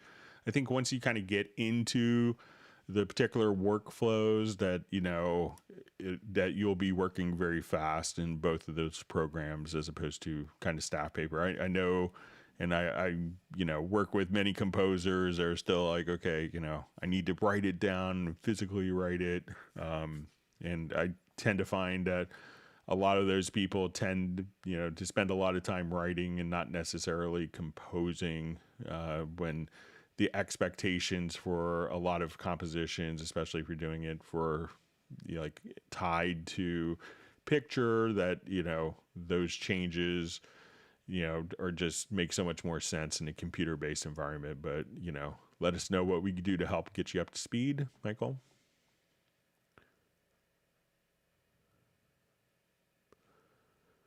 All right, so we see you explained lanes. Does that apply to MIDI editing as well? Does it work that way? So you could do like comping just like that for MIDI information as well as audio. So you could do lanes for MIDI, or and you have different record modes so that as you record in. So let's say I'll just mute this. Let's see where if we're here, I'll just activate this project.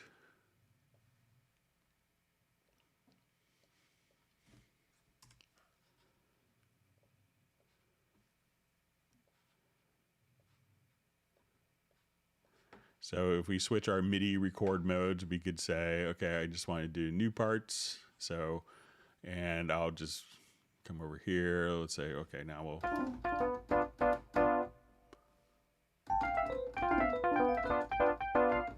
So, you could choose to merge those different events. But let's say I just keep going.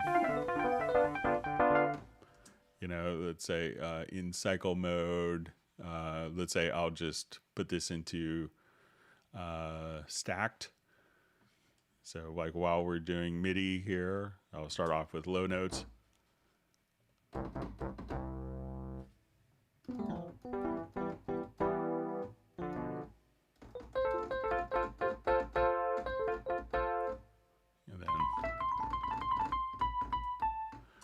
So now when I go to my lanes, I can see all my MIDI kind of broken down as lanes, and we can comp in the same exact manner here for our MIDI data.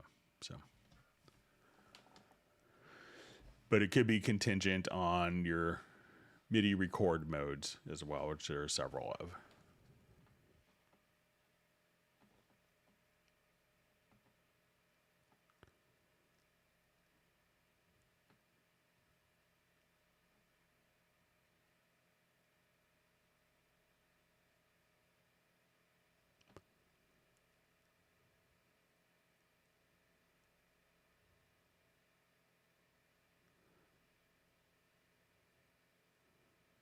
See, Guitar Lucius just says far out. I was trying to do that same exact thing yesterday, so it's great.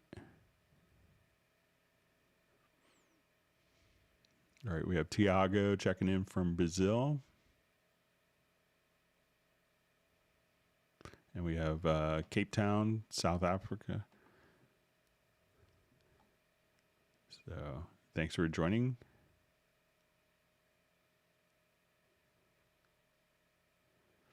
All right, thank you for the birthday wish, Tiago. All right.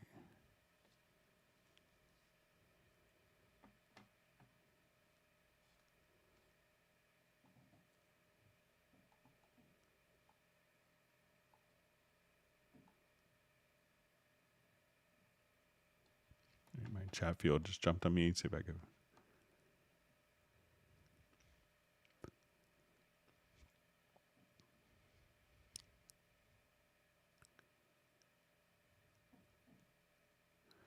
All right, so we see chord track question. Can we derive arpeggios from them? So let's give it a shot. So, you know, there are like arpeggio plugins that come with Cubase, but let's come over here and say I just want it to, I'll just delete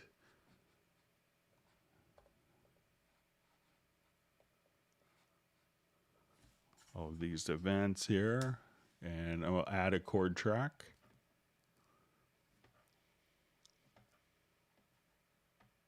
So let's say I don't want to play any notes whatsoever in my project, and I want it to sound like it was clever.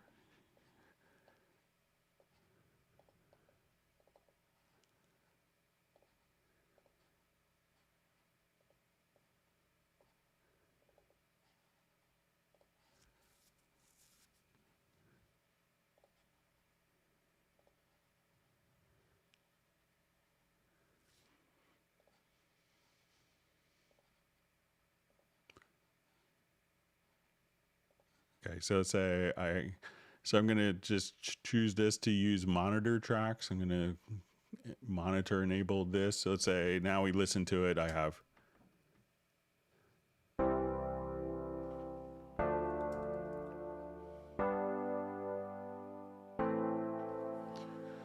So now I'm going to come over here to this track and go to MIDI inserts.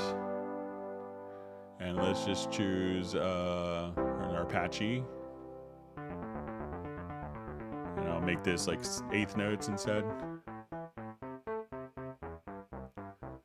And we can make the lengths based on quarter notes.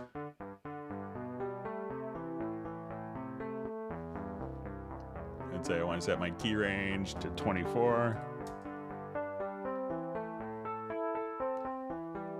And maybe I want it to go down, then up.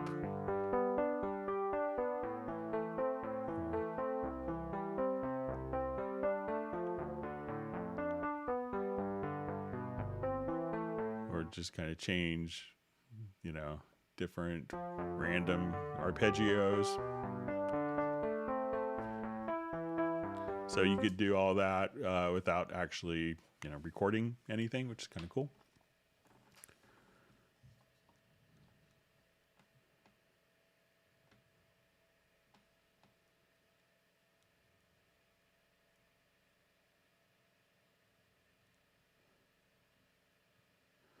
Okay, so we just see from the cube, it just shows up as an X and it's full of MIDI. So let's say if I come over here to the chord pads and I drag an empty one. So if I drag an empty chord pad, I get the X, but if a chord pad has been kind of defined, so let's say, okay, I'm here. You know, that just kind of dragged over. So I could just kind of do it, you know, just like that, but make sure that the chord that you're dragging over actually has a chord defined on it. So if I wanted to come here, now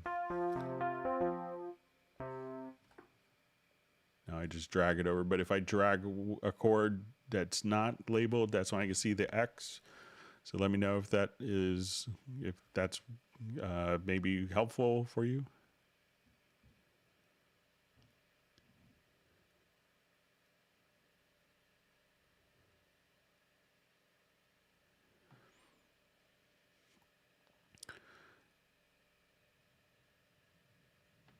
All right, so we see, does Nuendo support track meters and RMS and maybe even other standards? So I think the track meters are going to be the same between Cubase and Nuendo. So you could derive the RMS from the master meter and solo the track if necessary, if you need to see it on one particular track.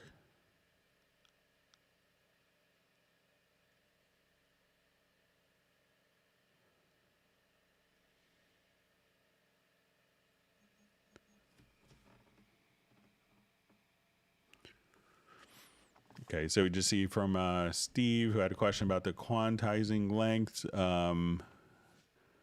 So I was meaning if I had notes that were not necessarily quantized, but I did want to tidy up their ends to the grid. So, all right, so let's take a look.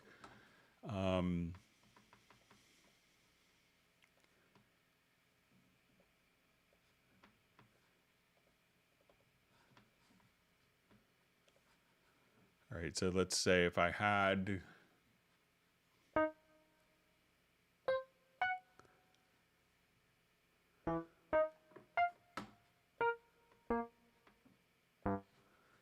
okay, so let's say if I come here and these, just gonna turn off my snap.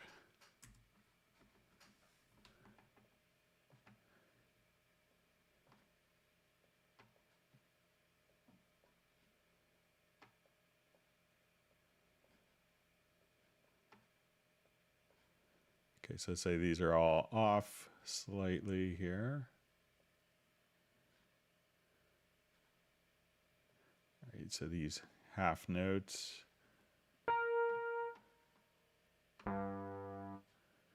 Okay, so some of these are starting long. So now let's say I want to set my quantized value to half notes, and I want to go to my advanced quantize and quantize the event ends. So we see that these notes are kind of maybe not lasting to the half note or lasting beyond it. So when you come over here, let's quantize the ends of the particular notes, and I will select all of the notes. So let's do this.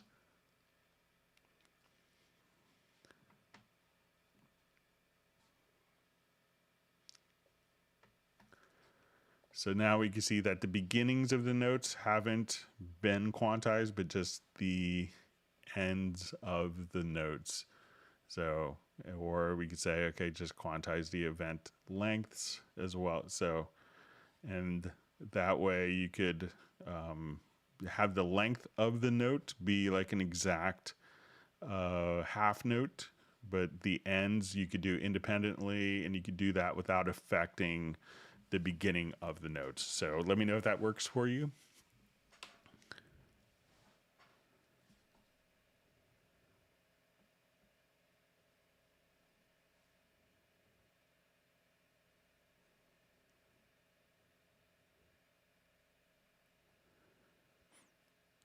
All right, and just saying kind of further clarification, it says they won't do it because it appears the note lengths are tied to the quantize setting. I was more asking to turn that off so that the note could be snapped to the grid line even. So I think if you wanted the lengths to be quantized as opposed to the end position, you know, so you have the length. So if you want these all to be half notes, you know, so let's say if I take these notes here, make those shorter, and I make these longer, select all. Then now we quantize the note lengths.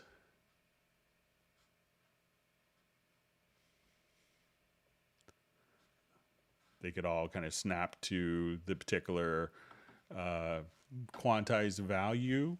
So, or we could just move the note ends directly over here as well. So say so that won't necessarily make the notes longer if necessary, but just kind of make sure that where the note cuts off is based on the quantize.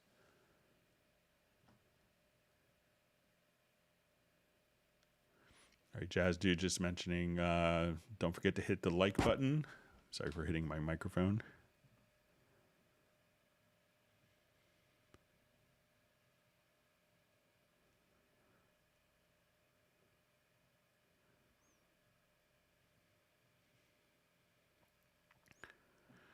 Okay, so you see last night MIDI drums played, not programmed, kept crashing Cubase when I would drag it out of my drum program into Cubase. Any clues why it would do that? So make sure, you know, so I'm not sure which tool you're using. So if you're sequencing inside the drum machine, or inside the drum program, or playing it live, So if one thing that it could be, check if it's when you dragging, if it's like, if you're dragging your performance out, it may be doing that as a MIDI file. So try going to your preferences and under MIDI to MIDI file. You could try maybe changing the destination to MIDI tracks or instrument tracks. But if you could let me know if you're recording it into, what drum program it is, if it's like, if you're sequencing into that and not into Cubase, or if you're recording it into Cubase, that would be helpful.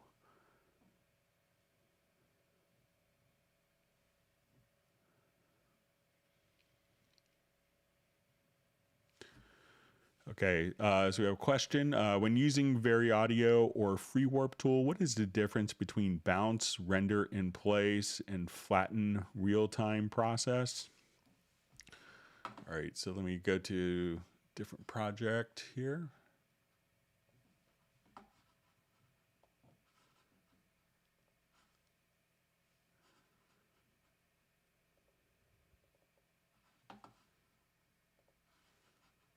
Okay, so let's say, okay, we're in Vari Audio here. Okay, so let's say I've done a number of different edits and I've moved, moved different parts around, I've quantized. So, as we do this type of work, let's say I've done all of these edits. So when we do these edits, as the audio file plays, Cubase is doing these changes in real time. So I think if we come over here and we choose to flatten the process, what that could do is basically write all of the changes that we do within Vari Audio.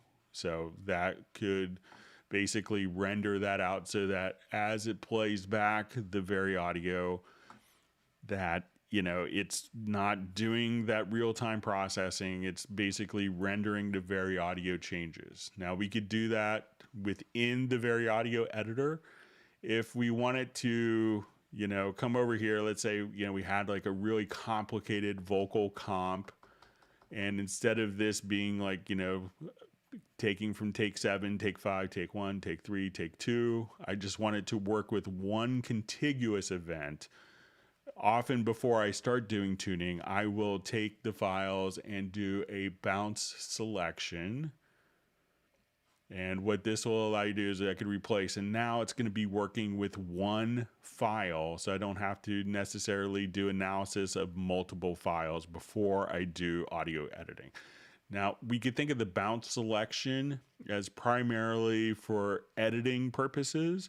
So that will take multiple files that have been edited together and create a new contiguous, one single file from that.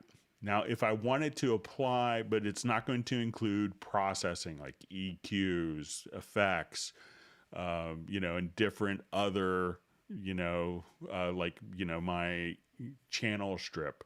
So if I wanted to incorporate those, that's when I would use more of the render in place. So they could all kind of work together and all have their different uses. So there are times when you may want to, do, a bit of each of those depending on the situation.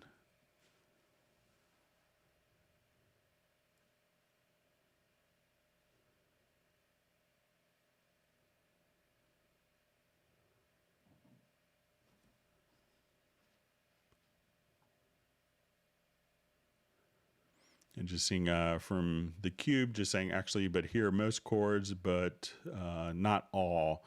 So yeah, if let us know if the chords that you're, if you want to send a project, please send it to clubcubase@steinberg.de. All right. So we see John Costigan wants an order of crisp like button, please. So I think that's his hint to hit the like button. So. All right. See, Tim Weinheimer's wishing me a happy 21st birthday, so I get to have it again. It's great.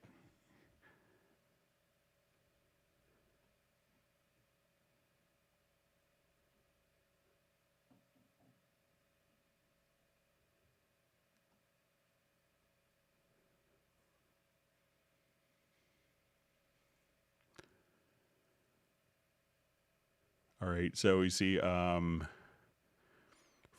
Tommy, why after generate voices from chord track every time is different voices as song progresses. Yeah, so so if you, let's say if we do like generate harmony voices here.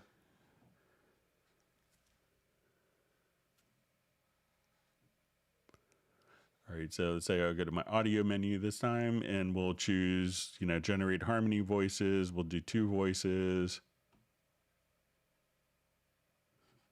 And let's say if I generate harmony voices again here,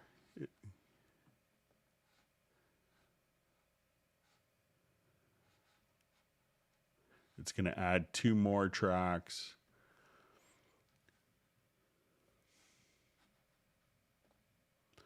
All right, and I think the intention of this is because kind of as you work with these, each of the tracks, so let's say it gives us a soprano and an alto voice. So if I wanted this to be instead of soprano and alto, and if I wanted to change that, we could now come over here and go to the chord track and just say, okay, instead of that, I want it to be a tenor and this one to play to sing a bass voice, and that will automatically kind of change. It's kind of easy enough to take, the 2 events here and, move them up, so just kind of, to move these 2 events if you want it to be on the same track, but it gives you, we don't want to necessarily make that assumption that after it generates harmony voices that now this would, you may want to switch the different voicings for each scenario. So it gives you that flexibility. But if you don't want that, you can just simply move it and get rid of the other tracks. So that's why.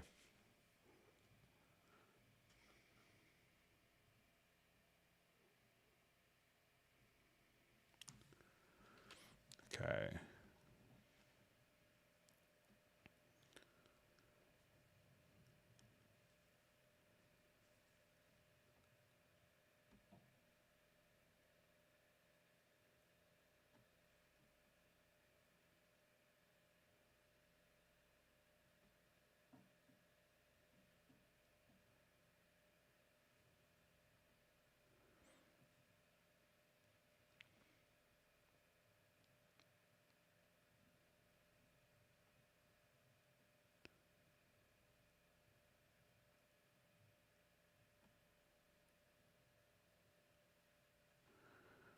Okay, so we see from Tiago says a question. I sent an email about it. Not sure if it was already answered in previous live stream, but how to copy drawed lines in events from one event to another, not automation lines, lines used by the pencil tool. So we did do that in the last live stream, but we'll do it again for you as well. So let's see.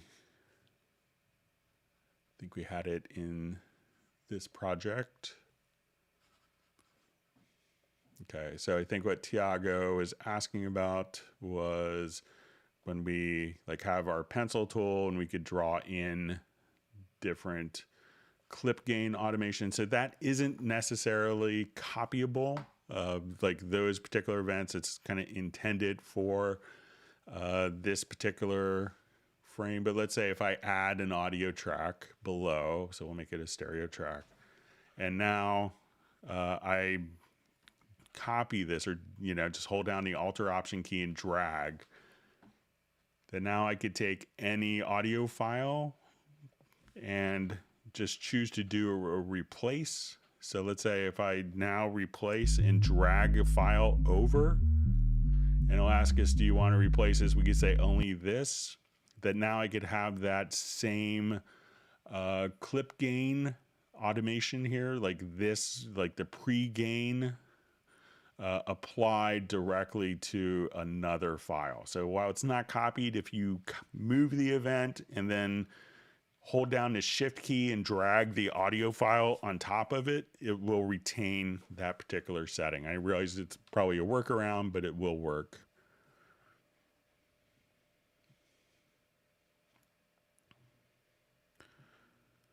Okay, so we had a question, how to sync the pads on the instrument with the chord pads on Cubase. So let's say I have,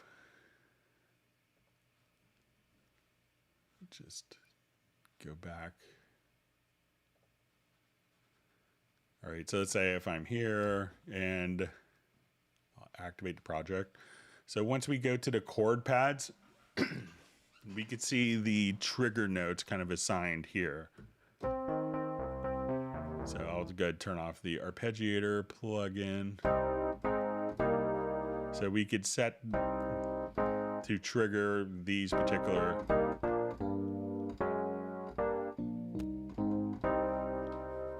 so you could just trigger those, and if you needed to kind of get that set up, you could say, okay, I want, you know, playing chords, I want this to be, you know, patterns or sections, and then you could also, you know, if you wanted to go to more settings, you could say, I want the pads remote range to start on D#3 or C0. So we could set the range directly here. And then you could also add other remote controls. So if you say, okay, I want to do sections, I want to select mute players, I wanted to have different subsections, and, you know, so you could do that right there. So once you have,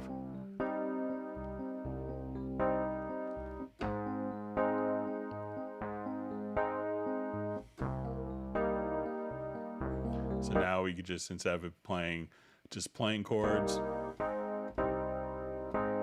I could just have it start playing different patterns. And you could take patterns that you've, you know, maybe played and just drag it into here. But this is where you could kind of set that range.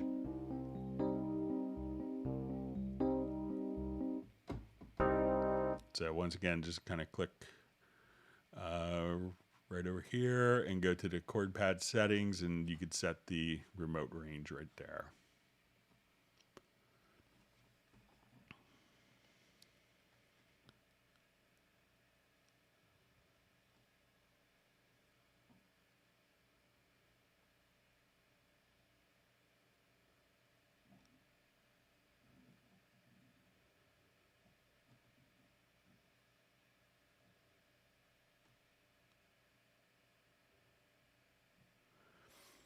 Okay, so I just see a question. Is there a way to control direct monitoring volumes within the Cubase control room for separate headphone mixes on the URC audio interface? Or is this only possible using the DSP Mix FX app? So I think that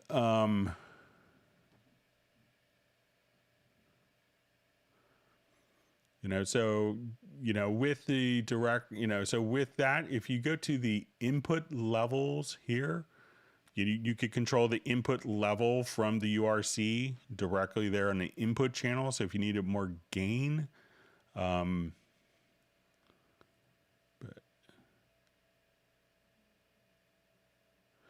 you know, and once you have kind of the control room set up, you know, you could, depending on, like, if you have a URC, like a URC 44 that has 2 headphone outputs, at that point you could, you know, say in the audio connections window, you come over here to the control room, add a cue. So let's say, okay, I just want this to be, you know, we'll right click, and, you know, this will be for guitar.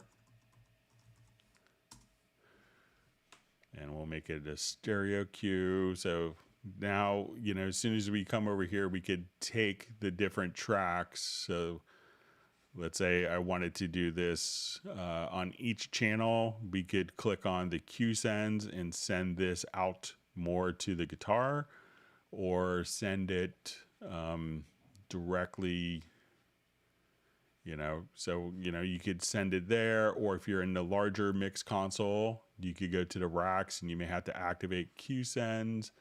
And at this point, you could send the different cues right from, you know, you could activate and send your mixes right from there.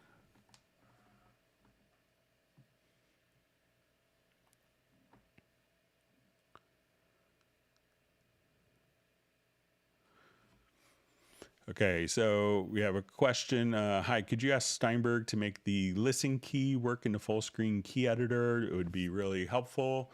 So I did come up with kind of a workaround for this. I'll mention it again, but I'll show it as well. So let's say if I'm in, I'll just go for in honor of Sable being on the live stream, we'll do Beatles and Stones here for.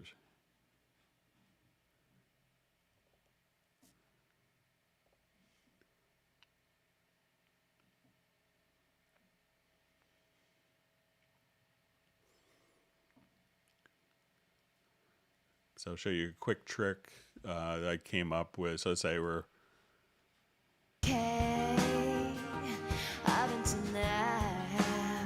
all right, so if you're not familiar with the listen, you know, what you could do is once you're in the listen mode, I should have told you were out of tune.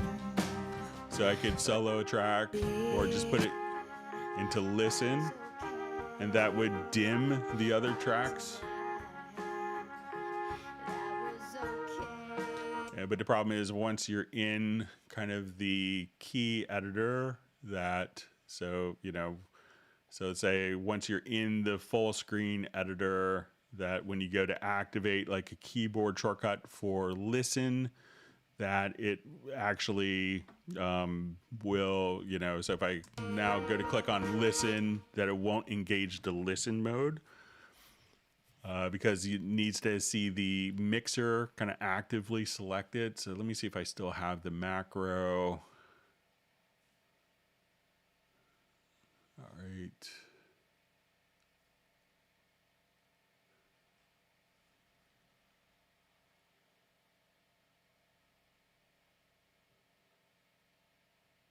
It's the right of honor to see your name in my macro list here. So, okay, so listen from key editor. All right, so let's say I'm in my full, and what this macro is you could just kind of come over here. I'll go to my key commands.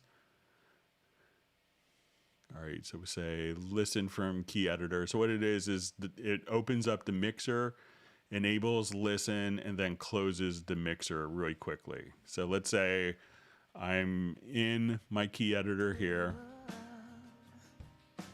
All right, so I will take it out of listen mode now.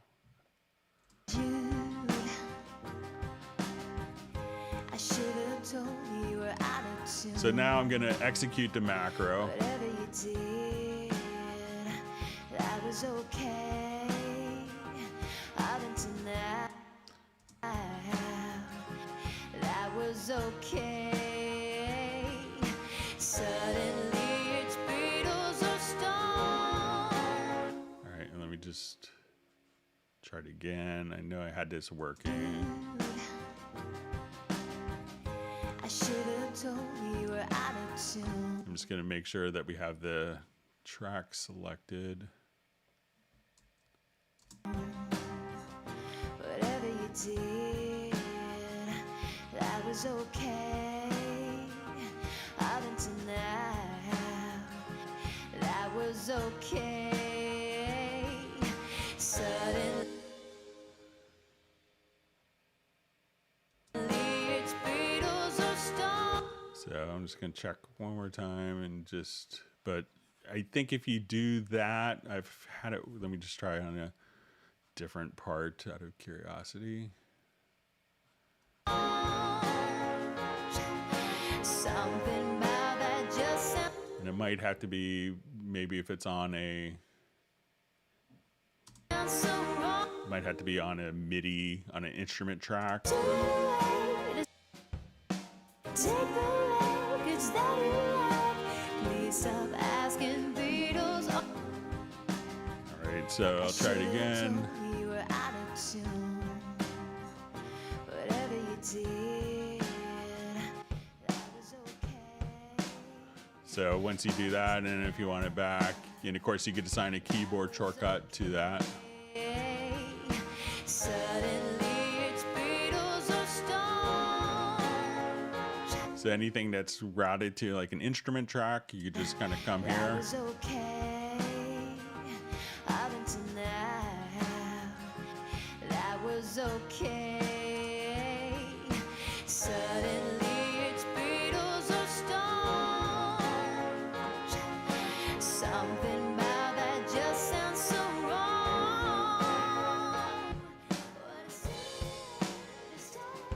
So it just opens up the key editor, or it opens up the mixer, turns on listen mode, closes the mixer, but it's that fast. And again, just kind of come here.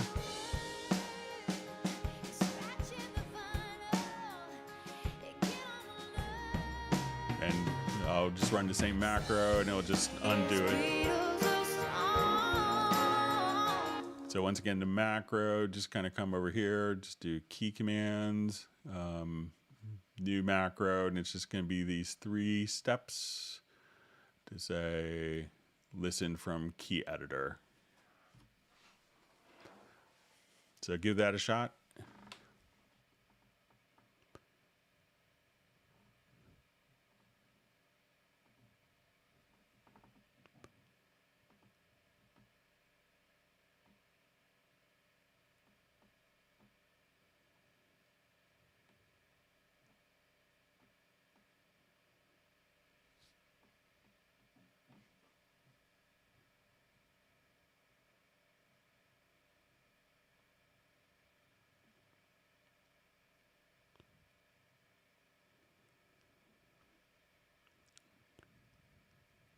Okay, just reading through comments.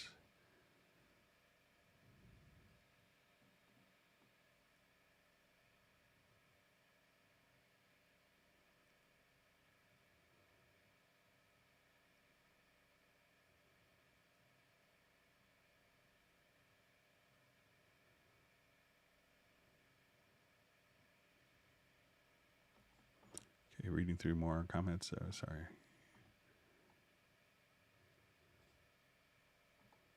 My chat field just jumped.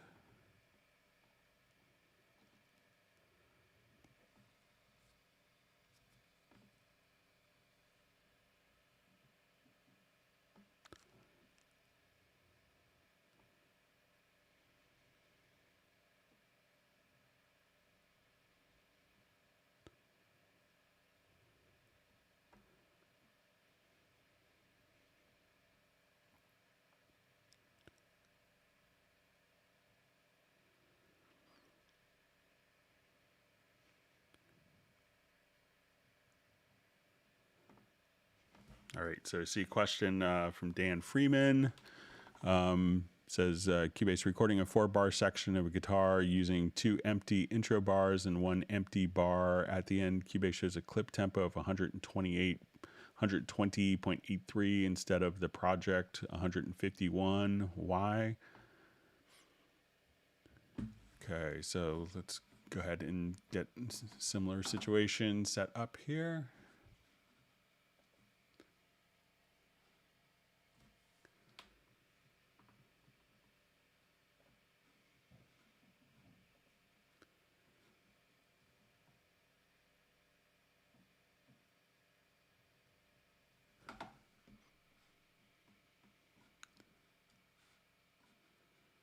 Okay, so let's create an audio track.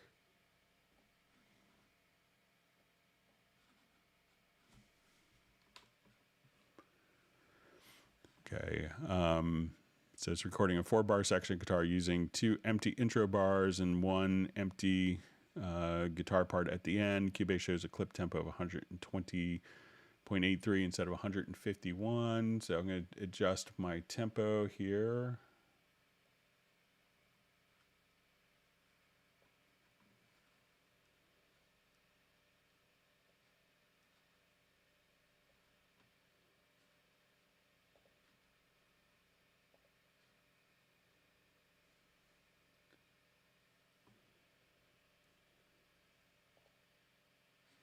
Okay, so let's say I'll get to 151.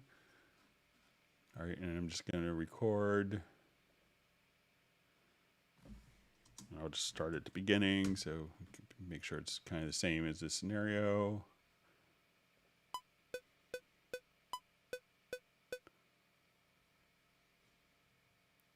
So let's say we do, all right, so let's say we have kind of 2 bars of, I'll just do it one more time here.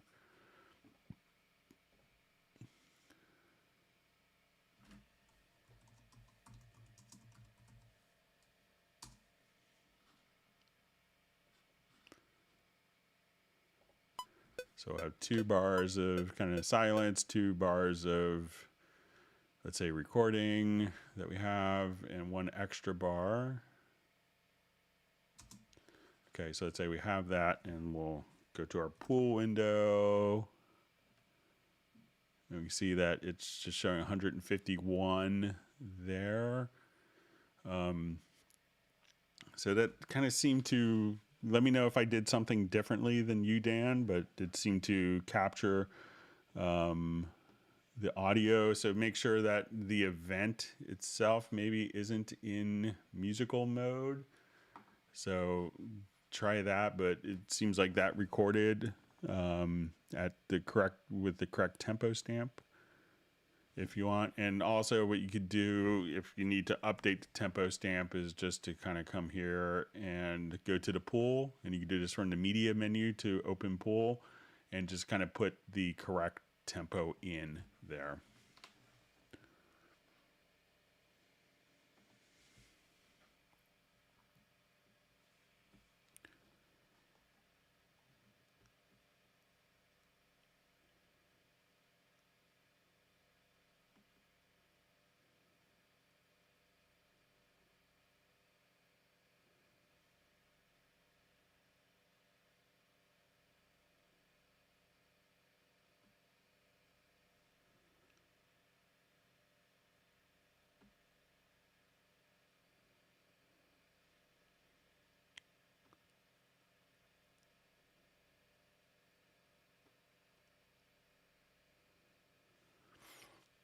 All right, so we're just seeing Tiago's just sending a request for UR44 not to see to set up in Cubase. 1 mic with 2 independent phones, 1 phone for operator, other for singer, singer's phone with reverb, compression, etc. So I think, and I could see if I could get I think I still have a UR44, but if you come here to the mixer, if you come over here to the audio hardware setup on the UR44, and if you send me an email, I could try to see if I could swap out my interface for Tuesday's live stream. That you'll get the audio hardware settings, and you'll see the 2 different headphone outs, and at that point you could choose that it'll be coming from the second headphone mix, and you could adjust the amount of reverb. So just come over here to I think it's the audio system, or it's not audio connections, but it's like audio system setup. So once you have the UR44 connected, that window becomes apparent right there. But if you send me an email, I'll try to have the UR44. I think I still have one at my office that we could use, and I could show that.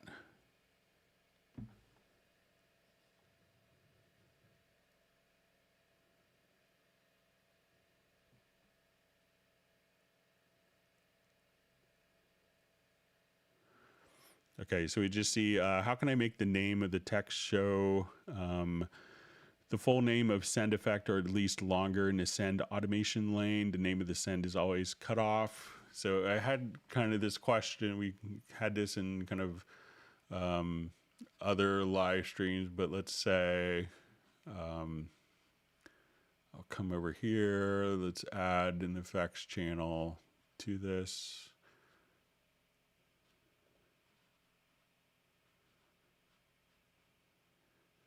And we'll just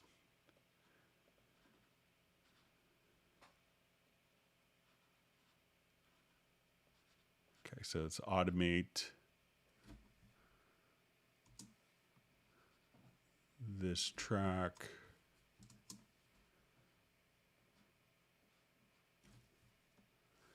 And I'll just open up the automation panel here to reveal the parameters on rate.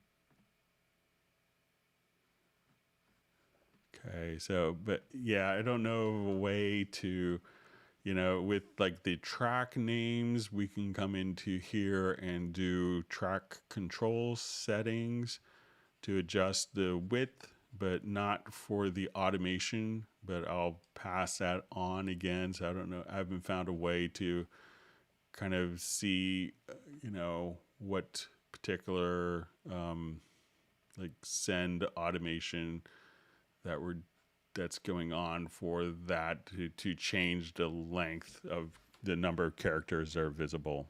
So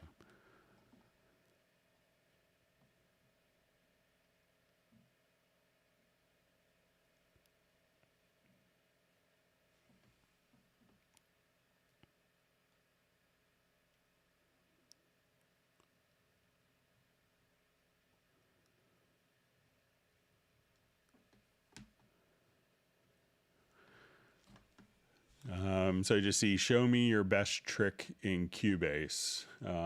So one that a lot of people miss, like if you're doing like a lot of editing, is just like Alt or Alt or Option P, which will just take the selected event and start playing that selected event, and it'll play it until the end of the event and stop. So, but I guess, so you could just have it, it'll take out a loop mode here. So let's say, okay, I want to play that. I could just hit that particular function there. So a lot of people miss that one. It's a handy one to know. There's, a zillion other little shortcuts. So maybe other people could share what, if you've learned a cool shortcut today, there's probably, someone's best trick is someone's like, oh, that's known that since the Atari days kind of thing. Okay, so we see from Chris King, how can we unlock and lock a bunch of tracks at once? Okay, let's take a look.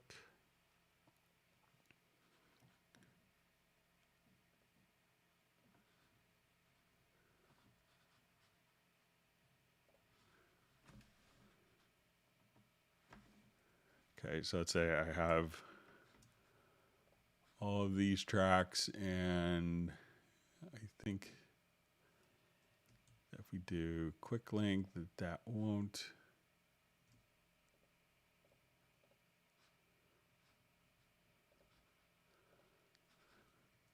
Let's see, if I don't think it could be done in a project logical editor, but we'll see if we could do that. Container type is equal to track. So we'll say track operation.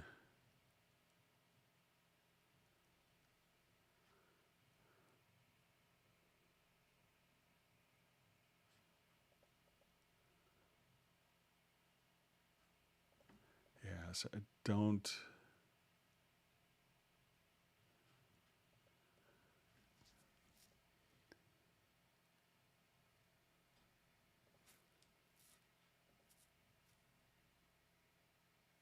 Yeah, so I don't see like locking as a parameter. So I think it kind of has to be done at once. But let's say if you wanted to do tracks, but let's say if we lock events, let me just see if there's a keyboard shortcut that might trigger it across.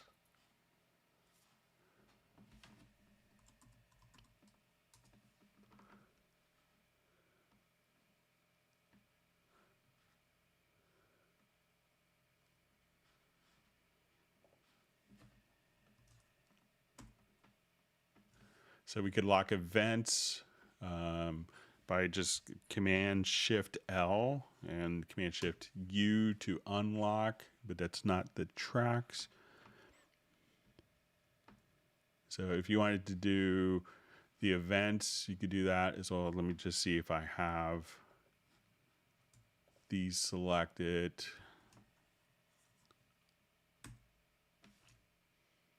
Yeah, so you could do it on the events, but not the tracks. Sorry about that.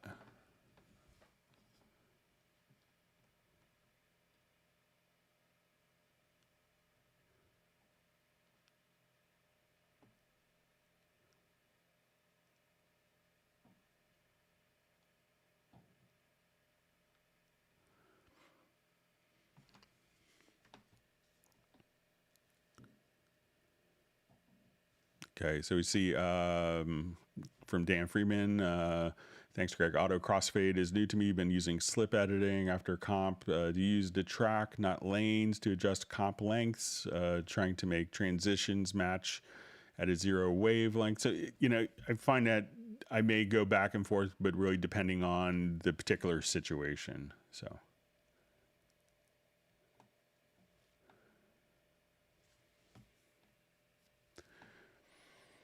Okay, so we see a question. Hi, Greg. If I do a MIDI track transpose, let's say from G to A, then in an edit window G remains. How can I solve this? Thank you.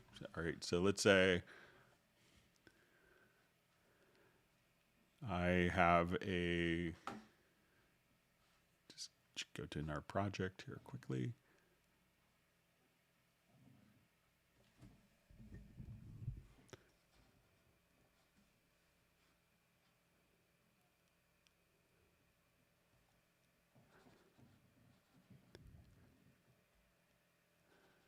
Okay, so let's say I have my electric piano part here. So it could really depend on how you're transposing. So let's say,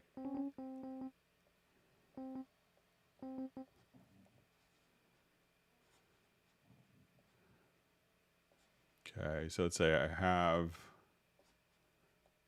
all of these notes.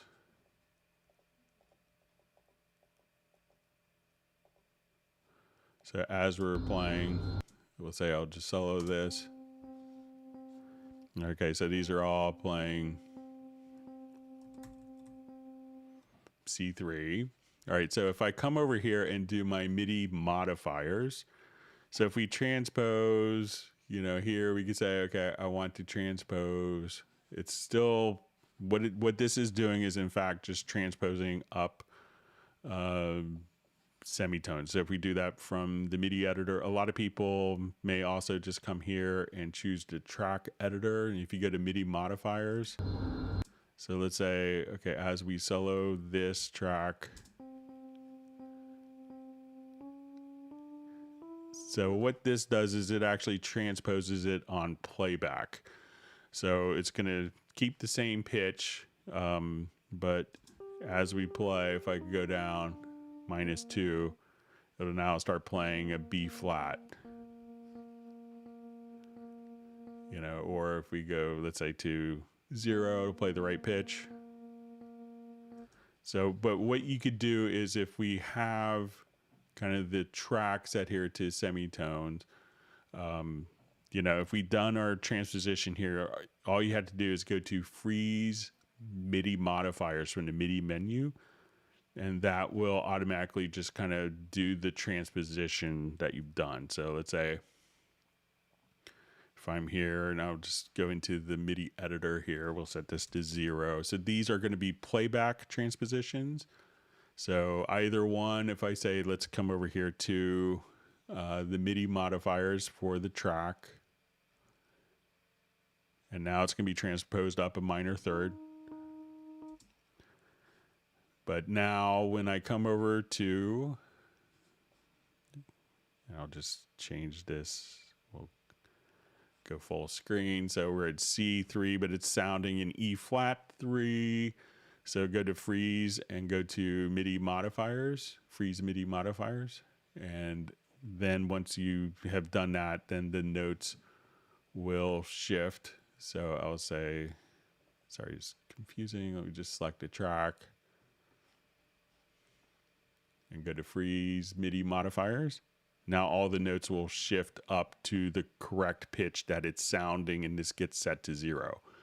To avoid that kind of confusion, what you can do is just come over here in the MIDI editor and just open up the transpose. You could do the transpose functions directly right here from the transpose setup. And as I come over here and say, okay, I want -10, that will actually move the notes, but the other ones will transpose the notes kind of as they're being played. So you could just hit the freeze MIDI modifiers and you'll see the actual, so once you see, then it'll reflect the transposition visually.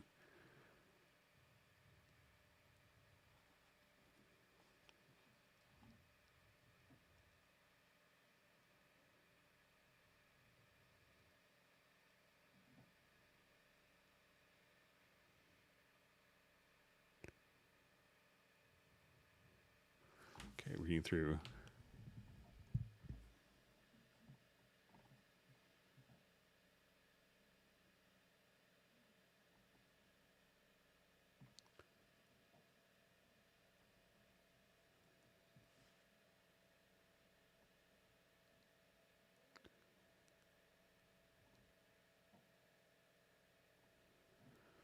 All right, so we see a question. Can you tab through MIDI events like you can navigate along transients in audio events? All right, so let's say if I'm here and I have just a whole series of MIDI events, all you had to do is just hit the left or right arrows, and that will allow you to navigate. So let's say if you hit the up or down arrows, you can just move the pitch of the selected note, but just the left and right arrow keys, and then you can navigate.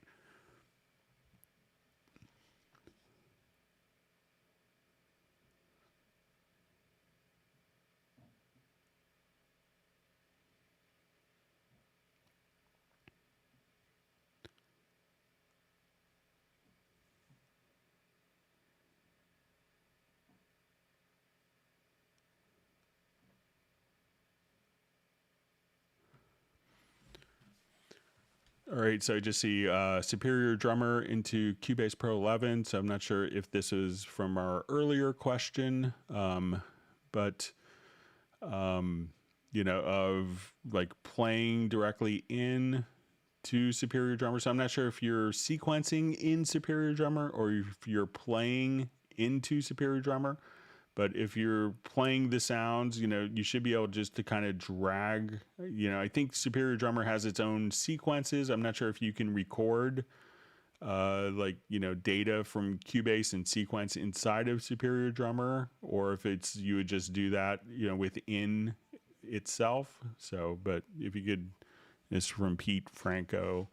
But, you know, check out if you're having problems dragging, you know, try to record in, you know, if you're recording a performance that you're doing in Superior Drummer, just try doing it directly from the inside of Cubase and not record into Superior Drummer. So, or we see Michael Pierce is back and he's ready to lurk and cause problems. So glad to have you back. Hope your tutoring went well, if that's what you're doing.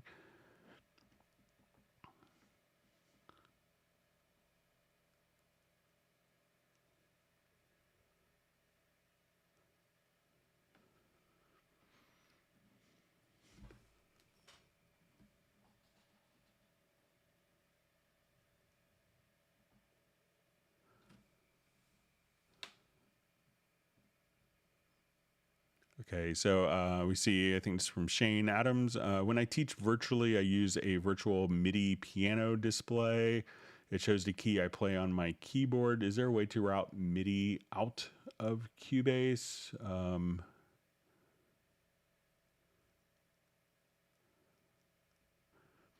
All right, so it's a virtual MIDI piano display that shows the keys.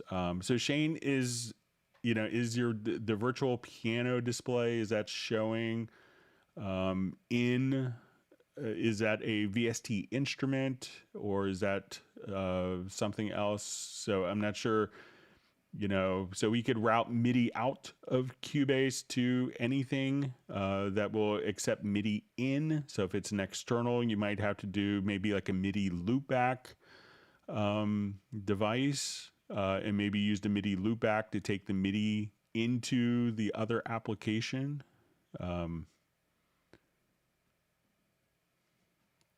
But let me just see something as well. So a lot of times I know some people will use just, you know, showing like to indicate which keys are being pressed.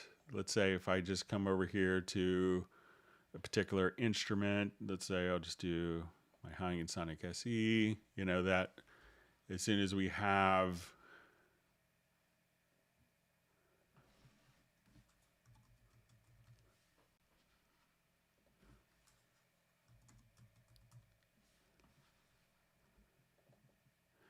so that once you have this MIDI coming here, that, people could see.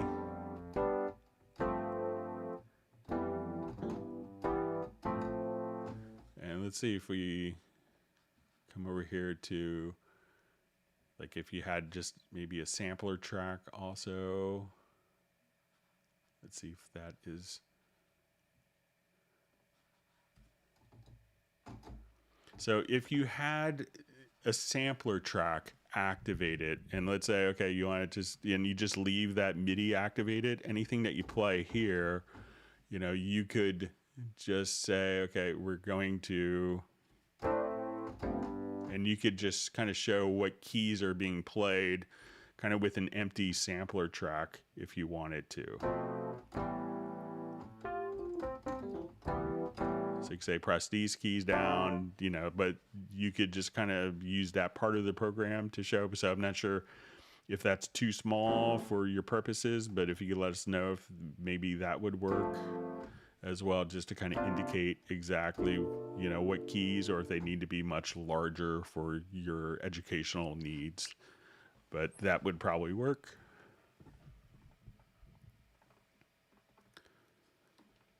Thanks for the birthday wishes, Michael Pierce. Much appreciated, and from everyone.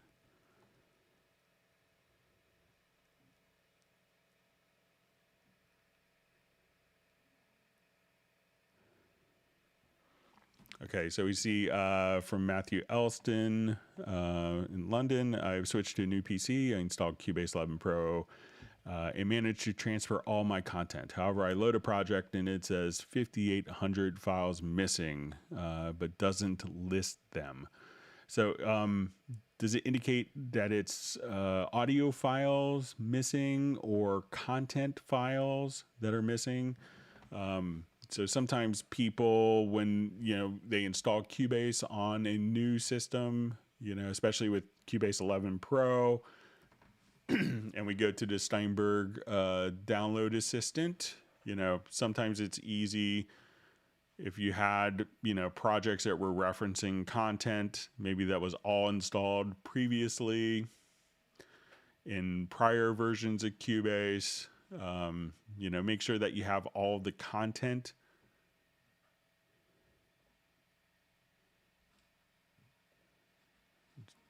So let's say if we come here to your Cubase 11 Pro, that you would see, make sure that on your new system, all of this content is installed.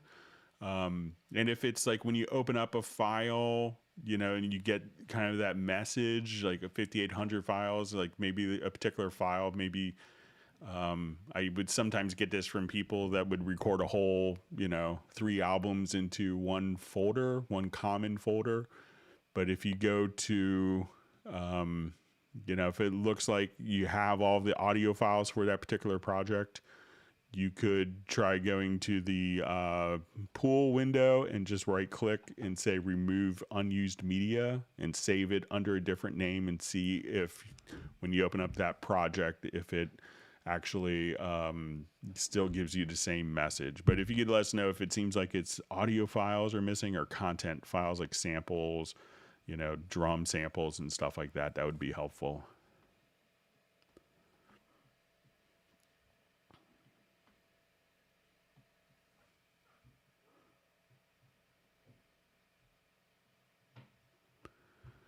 All right, so we see from Guitar Lucius, bounce selection doesn't print effects while render in place does. Is that the gist of it there? So yeah, that's a good way to think of it on kind of a very macro level.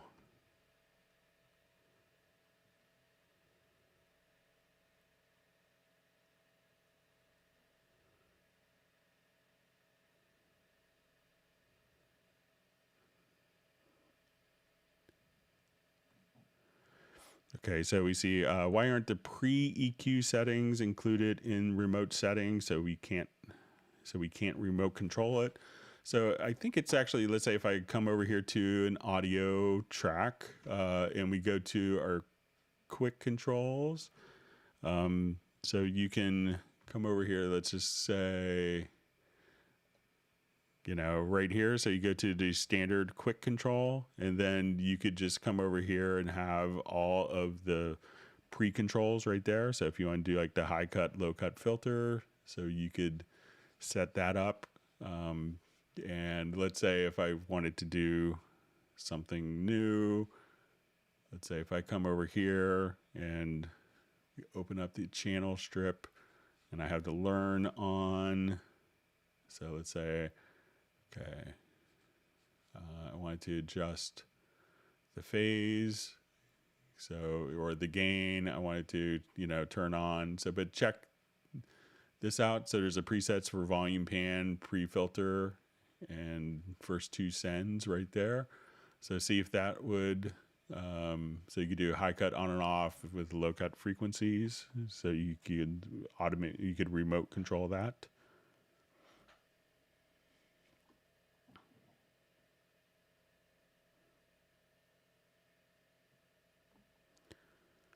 All right, so Uno Momento wants people to like the hit button. So, all right, so we're doing well on time. Thanks for all the wonderful questions. I hope everyone's learned something new.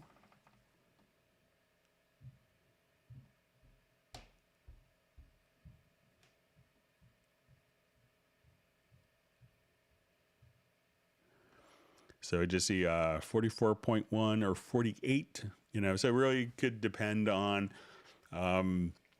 what your final delivery format is. So, some people will still just want to release music and we'll do it at 44.1 if it's going to be used for visual media. Having it at 48 will, is often preferable for the people that you have to give the music to for them to incorporate it into the video. So, but there's probably not a huge sonic difference between the two. I know some people, like when DATs were first new, would record at 48K because I thought it sounded better. But I would say that if your audio doesn't sound good, it's not the sample rate's fault these days. So.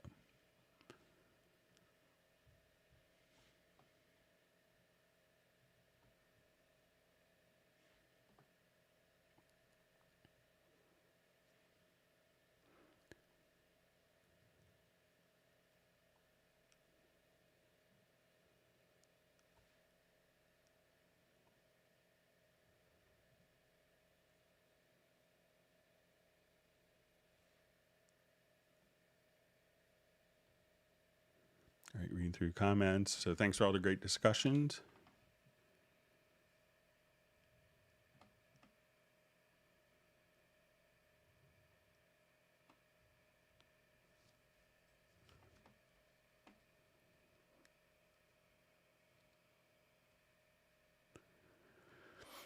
All right, so we have a question from Oscar. I have an iMac 8.1 version, 10.56, 2.66 gigahertz Intel Core 2 Duo processor, and I'm working with licensed Cubase 5. I would like to know if I can update to a more modern version of Cubase. I don't know off the top of my head which ones work, which versions of Cubase would work in 10.5. If you did upgrade to a more contemporary version of Cubase, it will run. So let's say if you got Cubase 11, while that may not work on it, Cubase 9 or Cubase 8 or 7 may. So if you did upgrade to Cubase 11, you could run the same level. Like if you have a Cubase Pro 11 license, you could run Cubase Pro 8, Cubase 7, Cubase Pro 9, Cubase 6. So you might be able to, upgrading to the latest version will give you the ability to run previous versions at the same level. I might be able to do some research onto which ones would work, but probably if you just even take a look on the Steinberg website, you could find out. But if you want to email me at clubcubase@steinberg.de, I can see if I can do some research if you can't find the answer. So, but if you upgrade to the latest version, you could run all previous versions as well. And then if you get a new computer, you just install the latest version that you bought.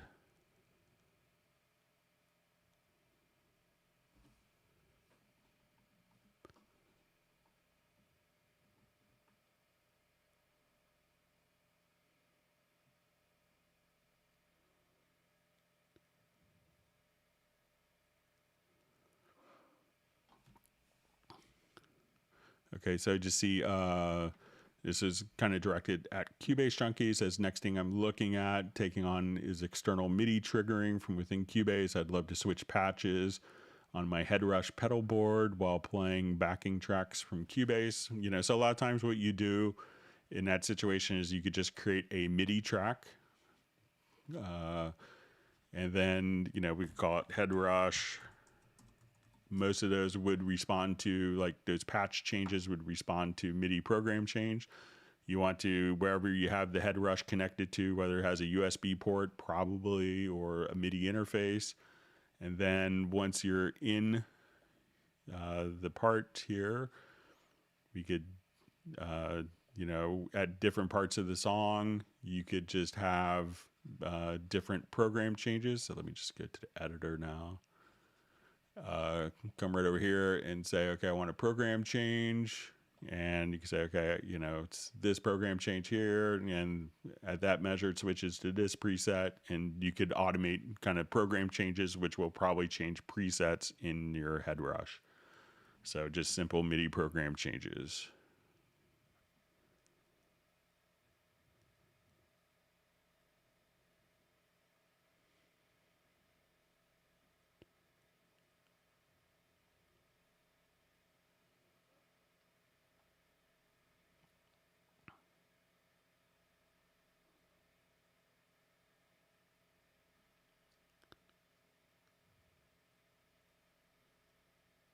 Okay, reading through comments.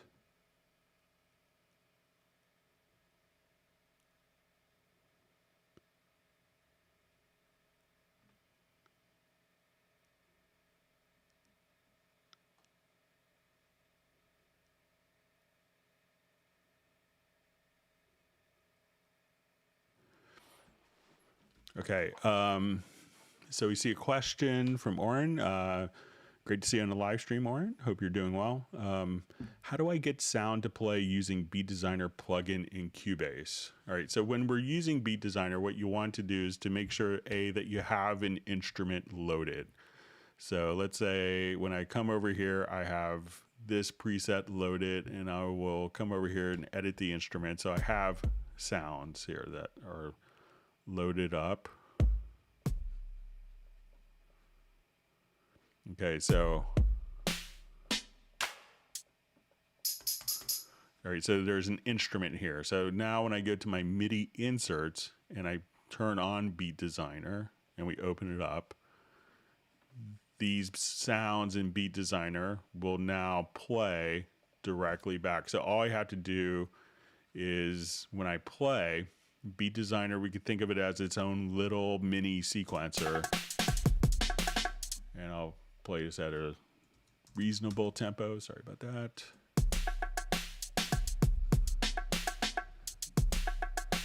So if I was kind of starting from scratch, let's say, okay, I'm here and I just wanted to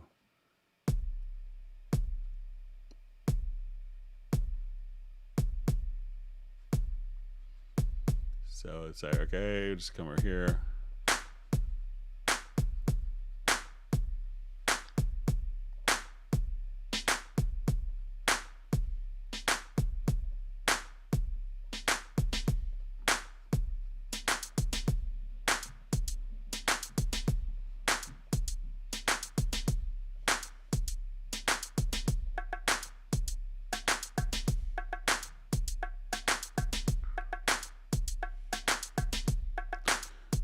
So now as we're playing, this will synchronize with the project tempo. So when I hit stop, it will stop. When I hit play, the Beat Designer will automatically just continue to play and play the sounds through whatever instruments, not limited to Groove Agent. Works great with Groove Agent, but you could program any drums with it, including external drum machines or your motif or montage, or whatever you wanted to.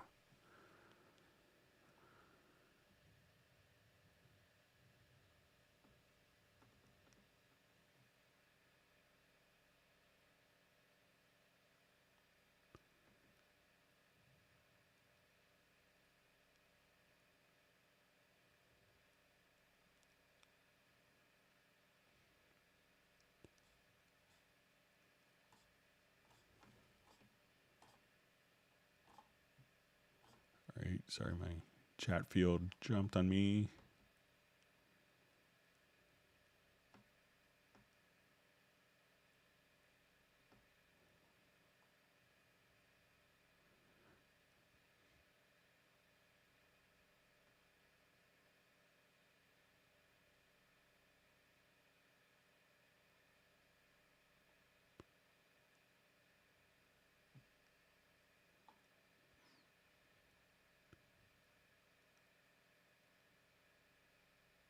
Okay, reading through comments here.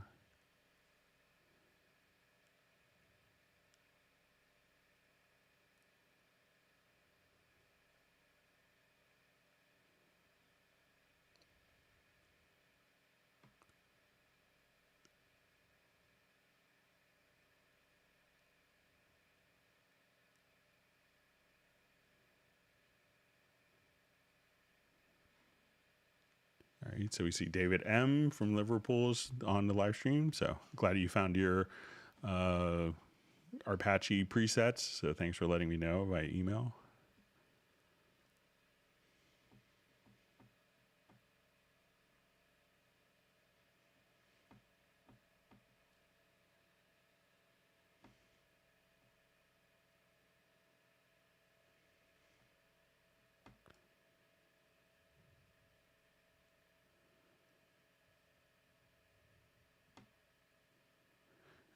All right, so thanks, Cedric, for joining the live stream and for the birthday wish. Thank you. Hopefully we'll see you on Tuesday's live stream.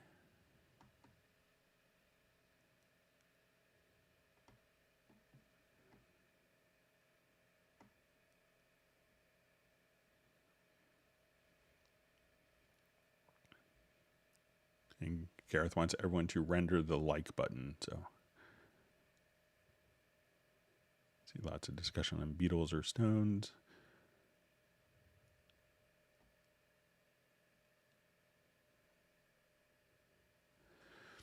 All right, so I see, hi Greg, what am I doing wrong with offline processing? Because what I get out of it differs from the sound I get when I use plugin in the inserts tab on the channel.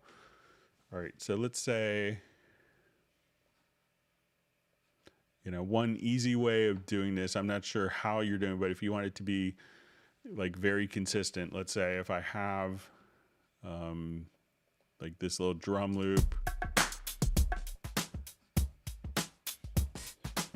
and I wanted to load up various inserts.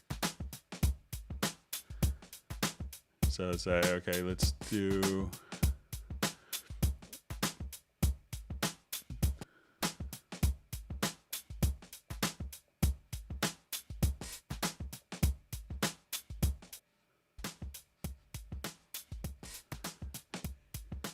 all right, and I'll just kind of load up a couple of these. Let's do pitch shifter.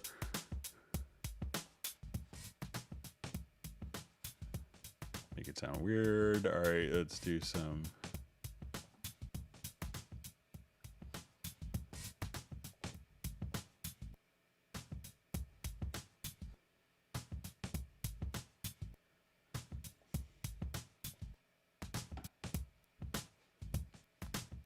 It's just too weird. All right. And let's come over here and just put like, I'll just get rid of the chopper and let's throw a flanger on there. Okay, so now that I have these, I could go to my mix console here. I'm gonna just hit F7. So if you're trying to manually recreate it, so I'm gonna go to my inserts here. So I'll go to my audio, and let's go to direct offline processing, and I have the event selected. So what I want to do is just to drag these. And then as we do this, I can now bypass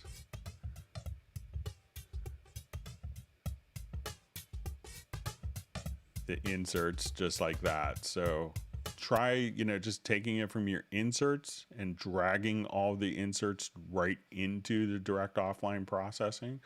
And that way you'll be sure that they sound the same.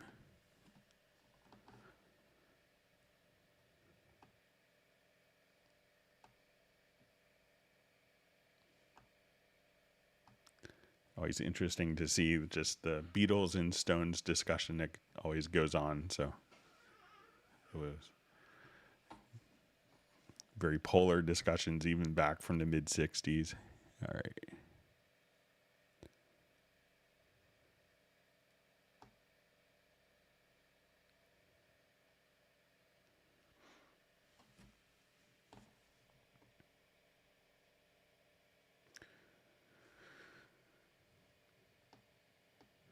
Okay, so we see, hey, is there a better way to question? Is there a better way to reinsert a file from the trash pool rather than going to the actual folder and importing, dragging it from the trash pool would be kind of handy.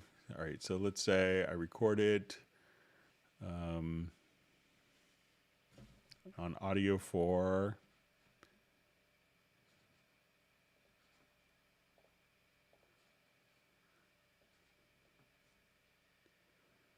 Okay, so we'll have this. All right, so now I will erase the file and we'll go to our pool window. All right, so we go to our trash, we can see audio 4. So I think what you have to do,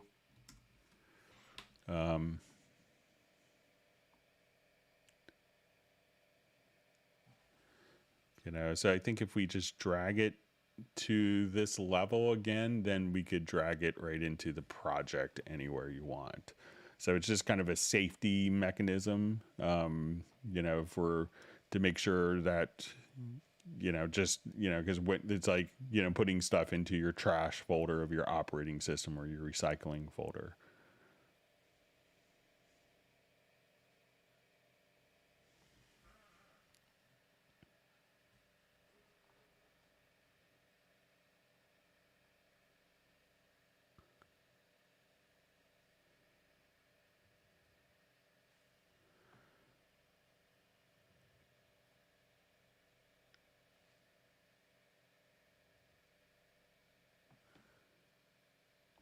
All right, so I just see I want to be able to monitor my input of my instrument always, meaning this is a question. I want the monitor always turned on to orange so I can hear my input signal and recorded track at the same time. Let me see if I have just a source that I could plug into quickly here. Give me just a second and let me grab a bass and I'll try it out.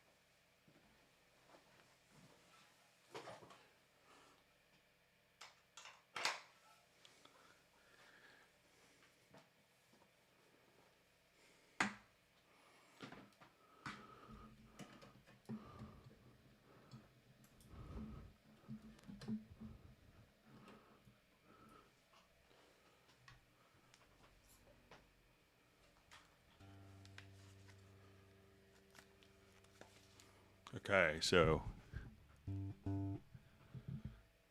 give it a shot here. So let's say if sorry about that, I had to find my cable.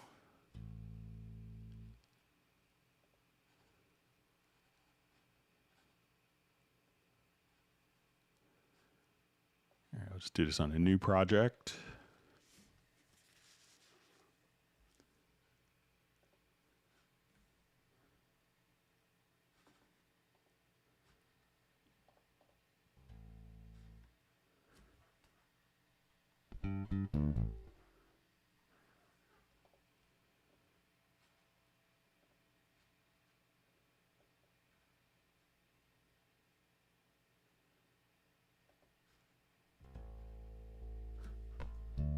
All right, so I'll just do a quick recording.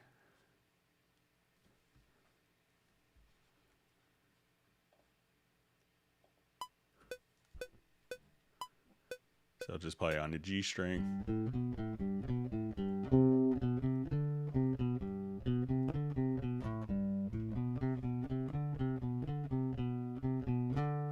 All right, and let's say I will listen to this. All right, so, so I think it's kind of set up where the input, if you wanted to monitor the source, let's say as we're playing it back, that, you take that particular track, and at that point, let me just try one other thing that, you're monitoring either the input. So as soon as you do that, that cuts out the playback. But let me just see if it's indicated. So a lot of times what people will do is, just basically duplicate that particular track. So if you want it to, and you could just add a blank track. So, if I wanted to play this, so I could take this off.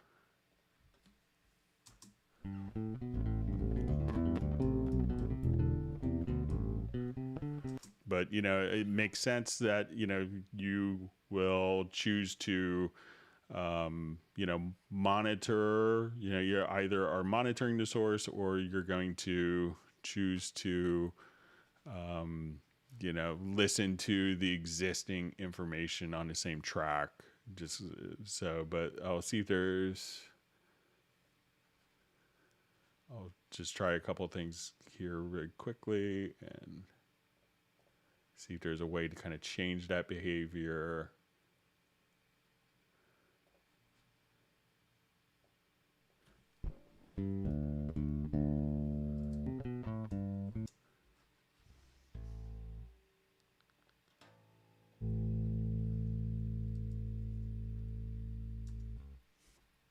So, it makes sense signal flow wise that it would do that, but I'll try one more quick thing with my audio connections. I'm not sure if it's a UART interface or not, but we'll give it a shot here.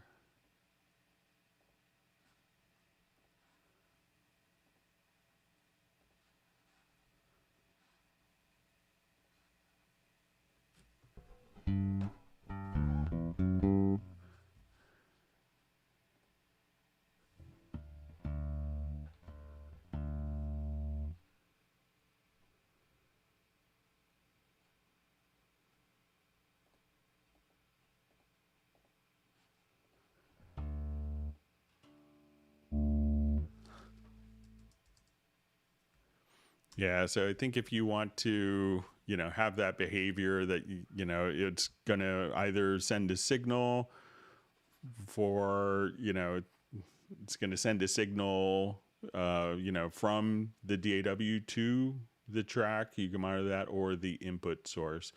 What some people would do, with the different monitoring modes is, let's say if I was doing a punch in and I wanted to automate this. So let's say if I grab this and I was punching in on this one measure, you could go to the monitoring modes and the preferences. So as we come over here, we will come over here to VST and set the audio style to tape machine style.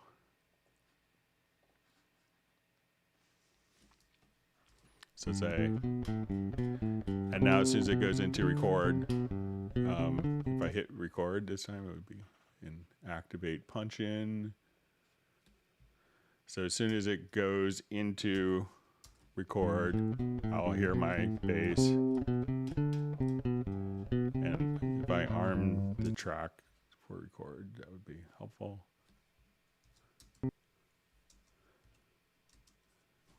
perfect. So undo that. So let's say if I go back to the beginning, I'm playing.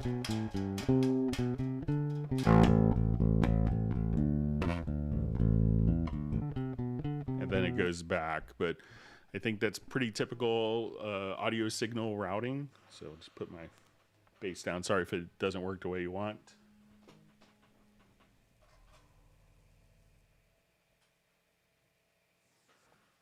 Okay, so it's good to move on. We're doing well in time.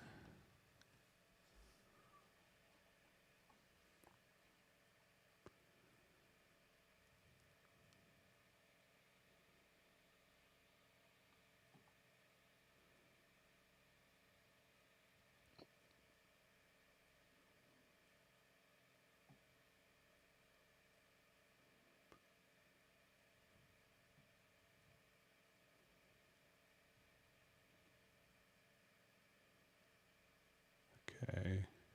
So you see Cubase Junkie saying Hallian Sonic has a Mellotron, just in case you didn't know. See discussion of Mellotron, and Jazz do got to see one be repaired in person, so it must have been kind of cool.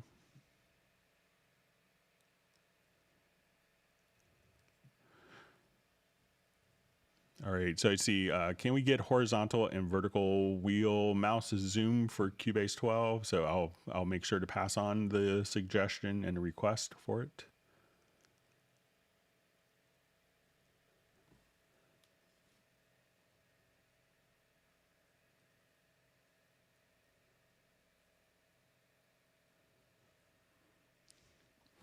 Okay, we have a question from John Costigan. Is it safe to modify the project setup midstream? Change the start offset, for example. Sometimes I just don't know enough when I begin a project. Yeah, so certainly you could change those settings. You know, it's probably not advisable to change sample rate, but every other setting, I don't think you'll have any problem. And you could do that if you're not familiar with it. If you go to the project menu, to the project setup. So here's where you could do like different offsets and panning laws that are kind of associated with the particular project.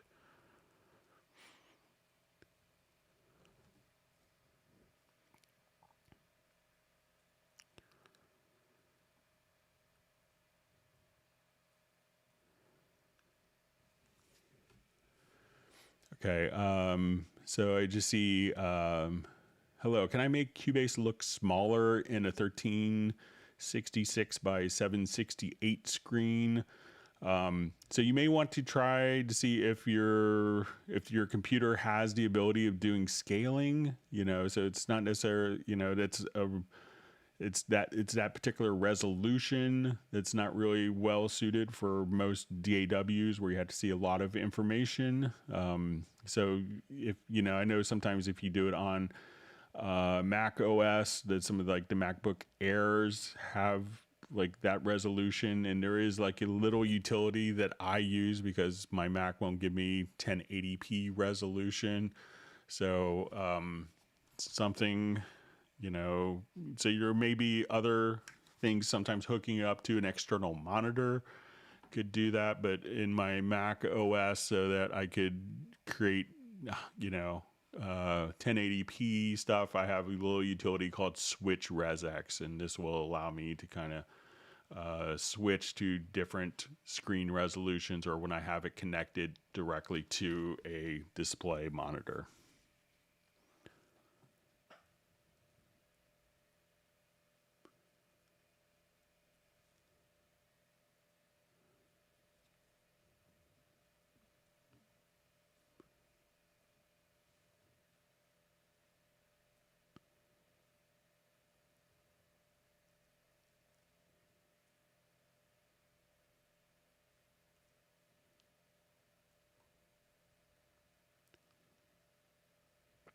Okay, reading through comments.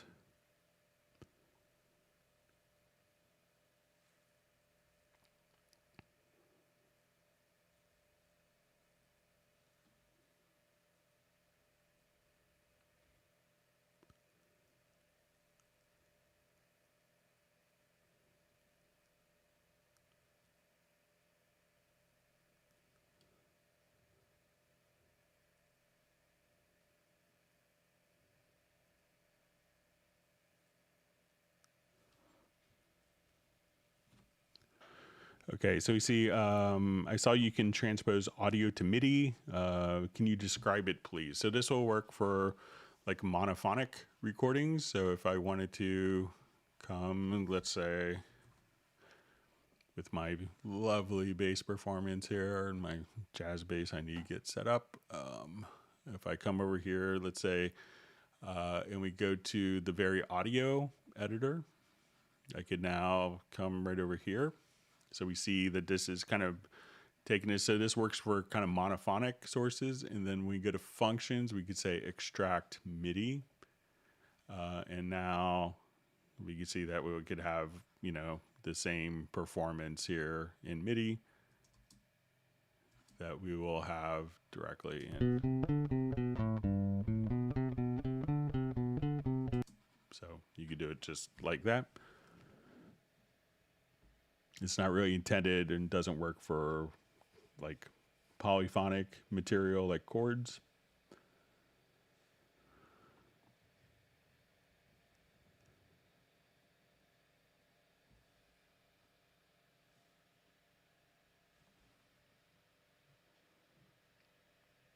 All right, so we see Mark Madsen's joined the live stream. Thanks for being a part of the live stream today.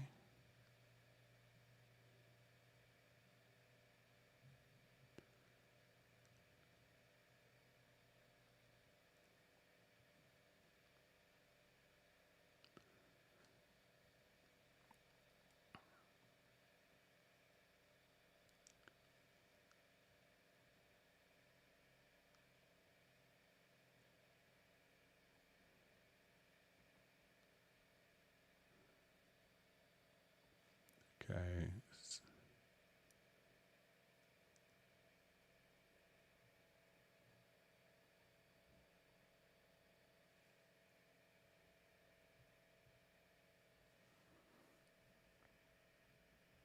All right, reading through more comments.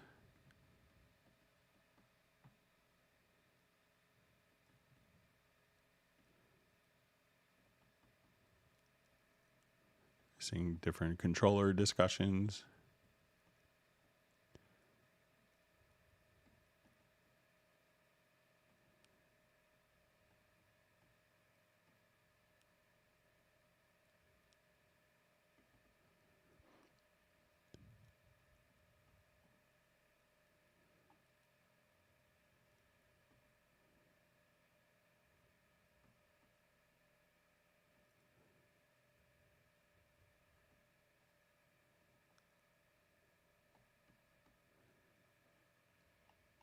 Okay, just a lot of great discussion going on.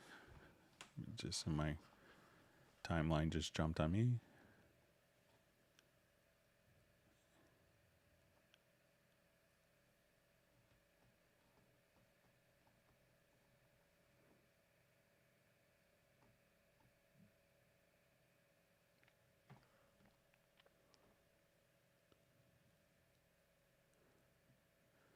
Okay, so we see, is there a way to control 2 or more insert effects parameters at the same time on different channels?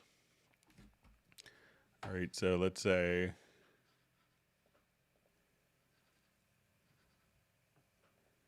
if I have this set up, so it could depend on the plugin itself. So let's say if I'm here, and I want to, let's just come over here to an insert.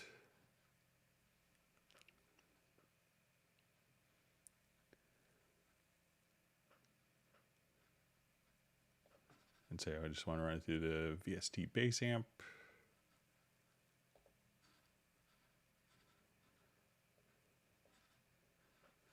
All right, and on this track, I just wanted to control a filter. Okay, so let's say if I have both of these selected, and I'll just go to quick controls. So I'll just learn that parameter on that channel, and for this channel,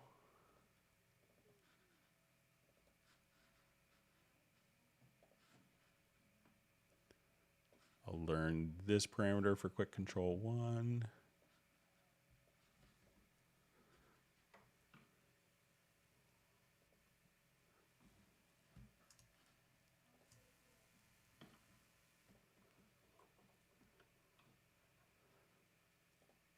You know, and many plugins will also just allow you to, so if I come here, let's say,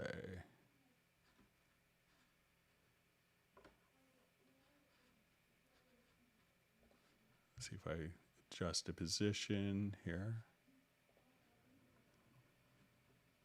Okay, then I could adjust the EQ. And let's see if I select both of these. So, you know, and sometimes you could right click, depending on the plugins, and right click on parameters and be able to assign different MIDI CCs to control. So that's a way of kind of accomplishing the same thing, but it could be a little tricky.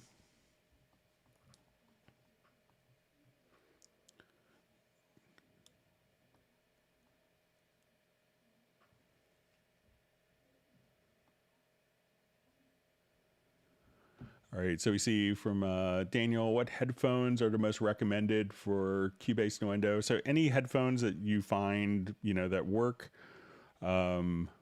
for you. You know, some people will have headphones that are designed for mixing. Some people will have headphones that are designed for editing. Some people will have headphones designed for, you know, different headphones for if you're doing more spatial audio. Some people will have some, you know, for tracking that, you know, don't bleed. So, you know, there isn't really one specific headphone, you know, but it's really, you know, and I always seem to just collect headphones. You know, I used to go on a trip and left my headphones and get a pair and have too many different kinds, but I wouldn't say there's one that works better for Cubase or Nuendo. They're all kind of will interface the same way, but some headphones will have better uses for different functions. So it could,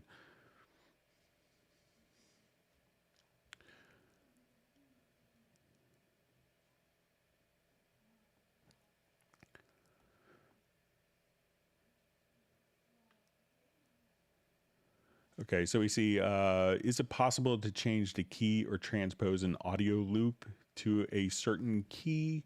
So, you know, it could depend on, you know, if we take, if you know what the original key is, you know, like I could take this bass recording here and let's say I copied it.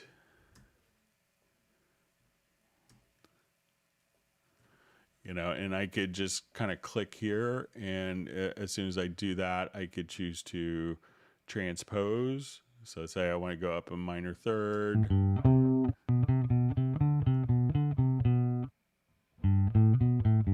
So at this point, we could just kind of choose to transpose right just directly there on the project window. So you could do that, but it may not take it from C major to C minor or stuff like that. So, but you could go up and down.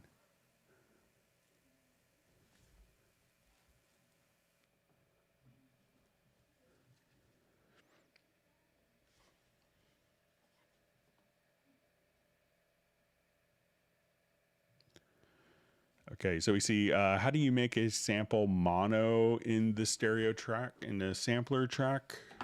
Okay, so let's say,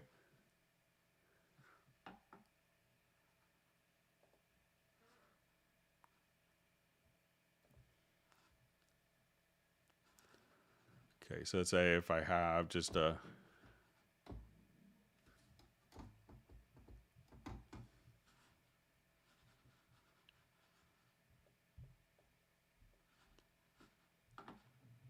all right, let me just check my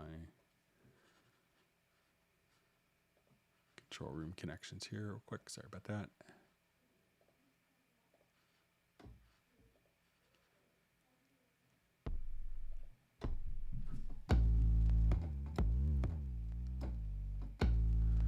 Okay, so so you know the sampler track will output a stereo signal.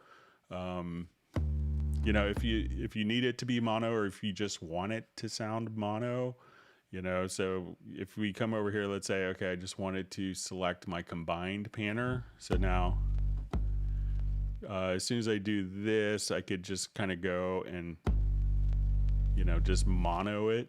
I could adjust the stereo width so it sounds very mono, or if you wanted to pan that. But if you want it to be, some reason, if you want it to sound mono for like, kicks and bass, you could just do it kind of within the panner.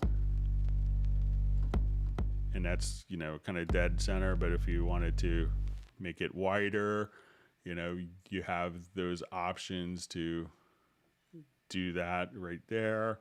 So you could say, but if you wanted that to be very mono, you could just adjust the panning, and, you could adjust that over to the right or to the left, or just dead center if you want it to be mono sounding, which is often what people need.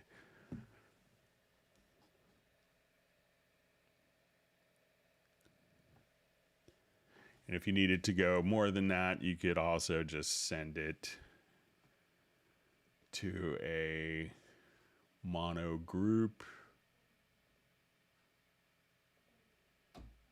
So as soon as we play this track, it'll get routed in through this mono group for the audio routing.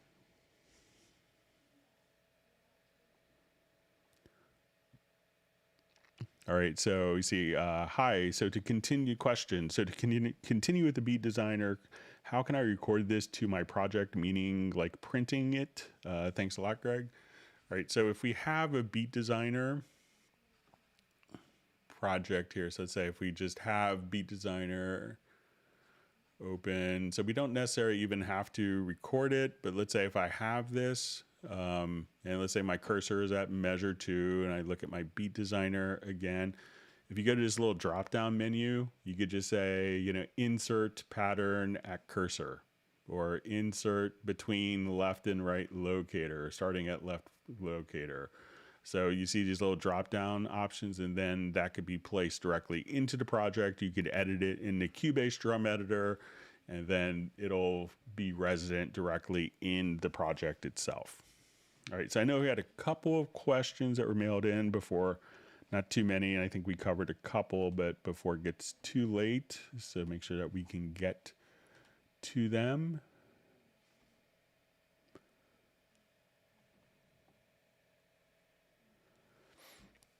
Okay, and this is from Taigo. It says, I noticed that bounce audio, which was previously edited with audio warp, sometimes gets its waveform altered in places where it shouldn't be. Is not edited in that region. Sometimes even waveforms peaks get higher, resulting in clipped audio after several bounces. So I noticed that when I use the function render in place, this error does not occur. However, this process becomes left-handed. If I want to do this operation for many tracks to replace the original unbounced files, so I think the render in place would work well for this. It really,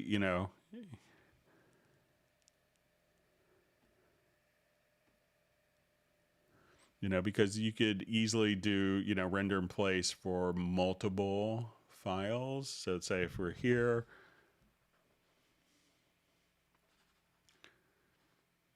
so let's say I want to take like these files here. I'll just cut this. All right, so let's say I needed to do a render in place across multiple files. So all I would do is just kind of select this. So a lot of people don't think that the render in place can work across multiple tracks. They think of it doing it one at a time, kind of like freezing. But, really all you have to do is just say, okay, I just want to take this and just, render in place and do the files. And you could just kind of render multiple files all at once. So it really doesn't take, more time than doing a bounce selection. You could also choose to replace the events as well. So try just, if the render in place works better after those, warp edits, then, just simply Try, rendering in place multiple files. It's fast, efficient, and you have a lot of flexibility with options for working, with effects processing, and you could have the other tracks muted if needed. So, okay, another question. This is my question. Let's say I want to make a master mix inside my mix session. What would be the best way to unload, free some processing so I could load my big mastering plugins, but keeping me open to go back for some fine mixing correction? And can you do it with the macro? Okay, so let's say if we had our project set up here. So let's say we have, and I want to do a mix down of this. All right, so sometimes what happens is you may want to do a mix down, but if we have like effects in our master processor here, so let's say, if I was running it through a particular dynamics processor, I will do my export audio mix down. Okay, so we'll come over here. We'll say our export audio mix down, and I'll just do a quick stereo bounce, and we'll create this. We'll just create a new audio track. So we'll say export.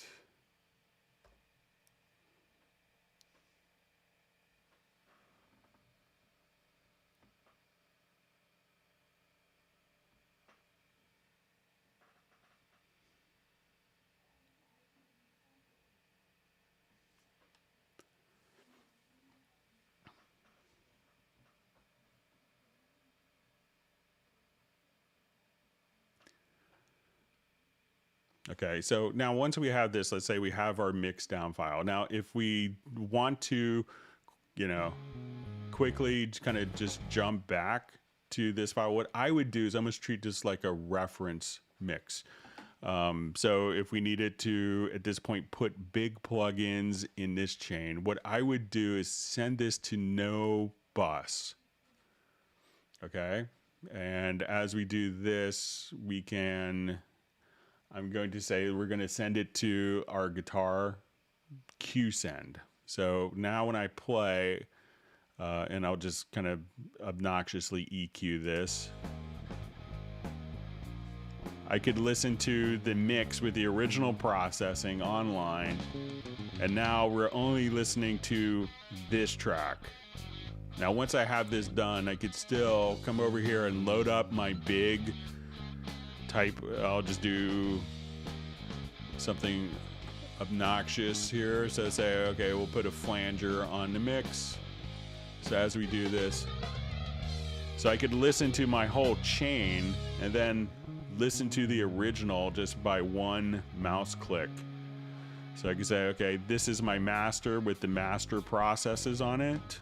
And now as we do this, I could listen to that. And if I need to tweak these settings in this mix, I still have everything right there, and I could tweak and re-render as necessary. But this kind of gives me two parallel paths for monitoring, so that I'm not, again, processing my mix down file through my master effects change I used on the multi-track, but I could have an independent array of insert plugins. And again, I could just kind of toggle back and forth instantly to listen to those two.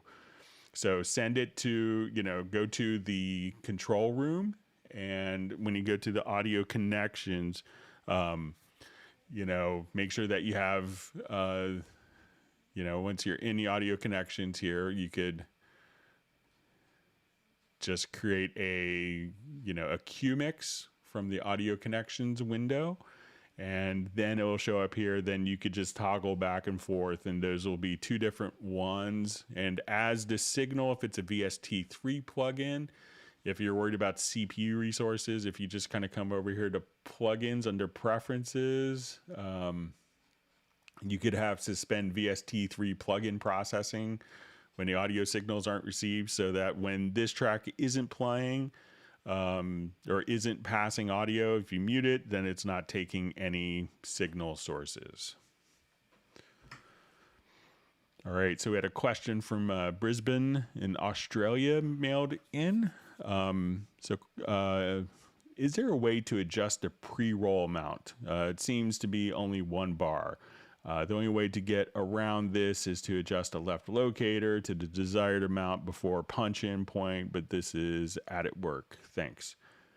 Okay, so let's say if I want to activate pre-roll, so let's say my measure now is at measure 33. So when I hit play, it starts there. Okay, but we want to activate kind of a pre-roll. So if we go to the transport, we can come right over here and we could activate and see you may have to activate the pre-roll amount. So we can see, okay, we have the pre-roll. We could turn this on, and you may have to just, as we work with this, just say,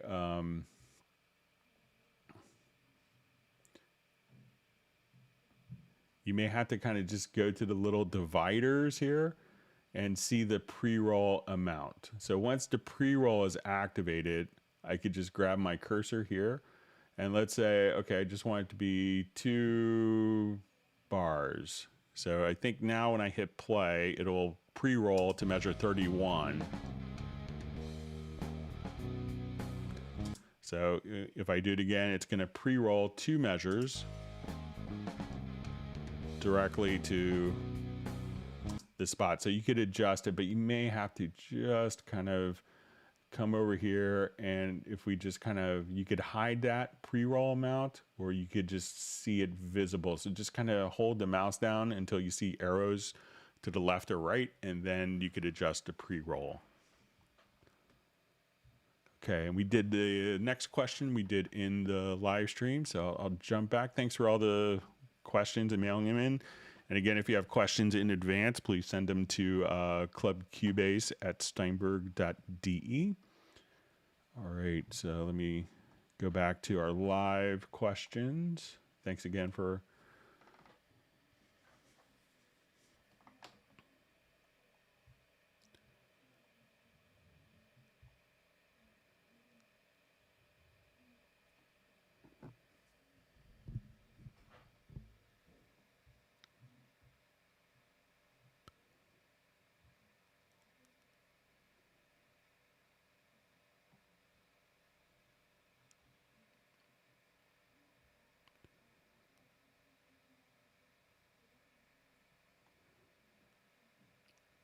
reading through questions.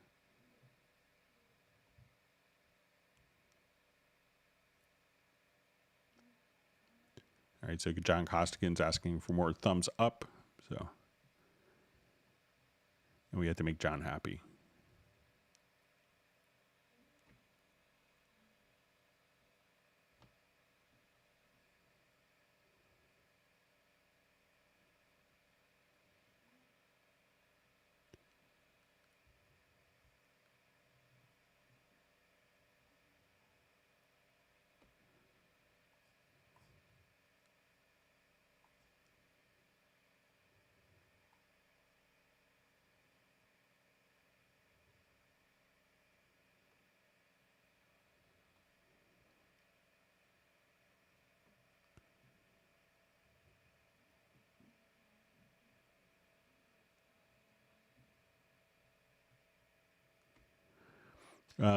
So I just see from Jeff Sabelski says, is there a preset that would be commonly used on acoustic guitar recorded with a condenser mic? The Tama is not a big sound, but real pretty. I usually roll off the low frequencies. Anything else, so when you go into track presets, I would, there's probably going to be,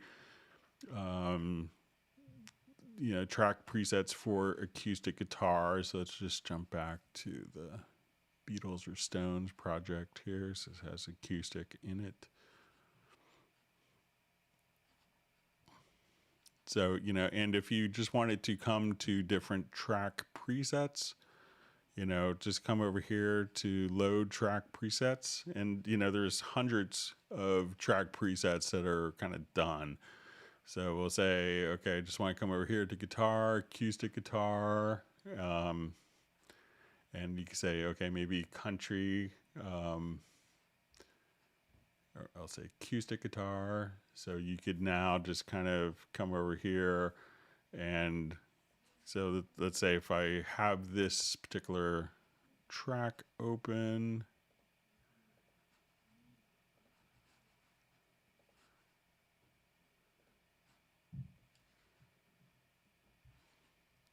and we go to load the track preset, these are always great places to kind of work with. So you could actually just kind of, just double click and say, okay.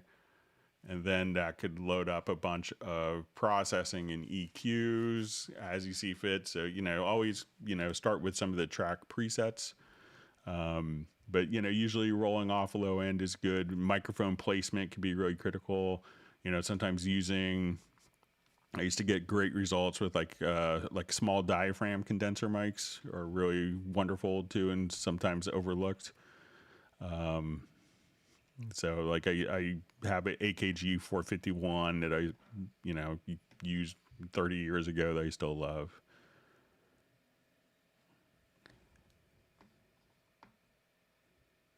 All right, great to see Thermonuclear War on the live stream. And we see that JVI wants to ransack my headphone graveyard. So I've been using the $200-ish Yamaha ones. That's what I use for all the live streams, and they've been really good, I have to say.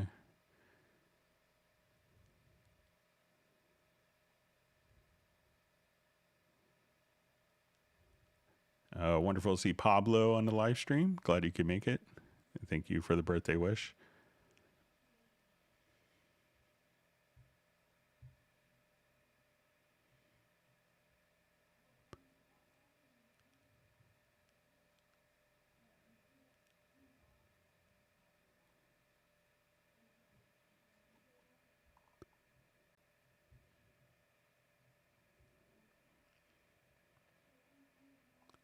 Okay, looking through comments. I know we have a couple minutes left.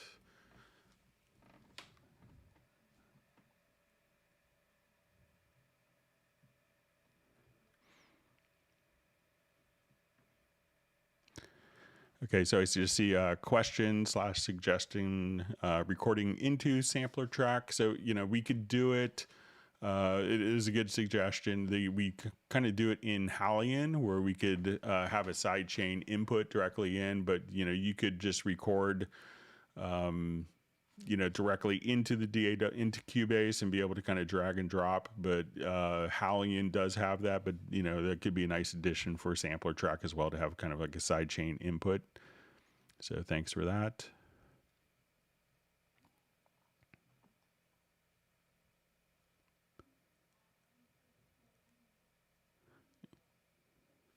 You see Michael Pierce is also saying small diaphragm condensers on acoustic guitars.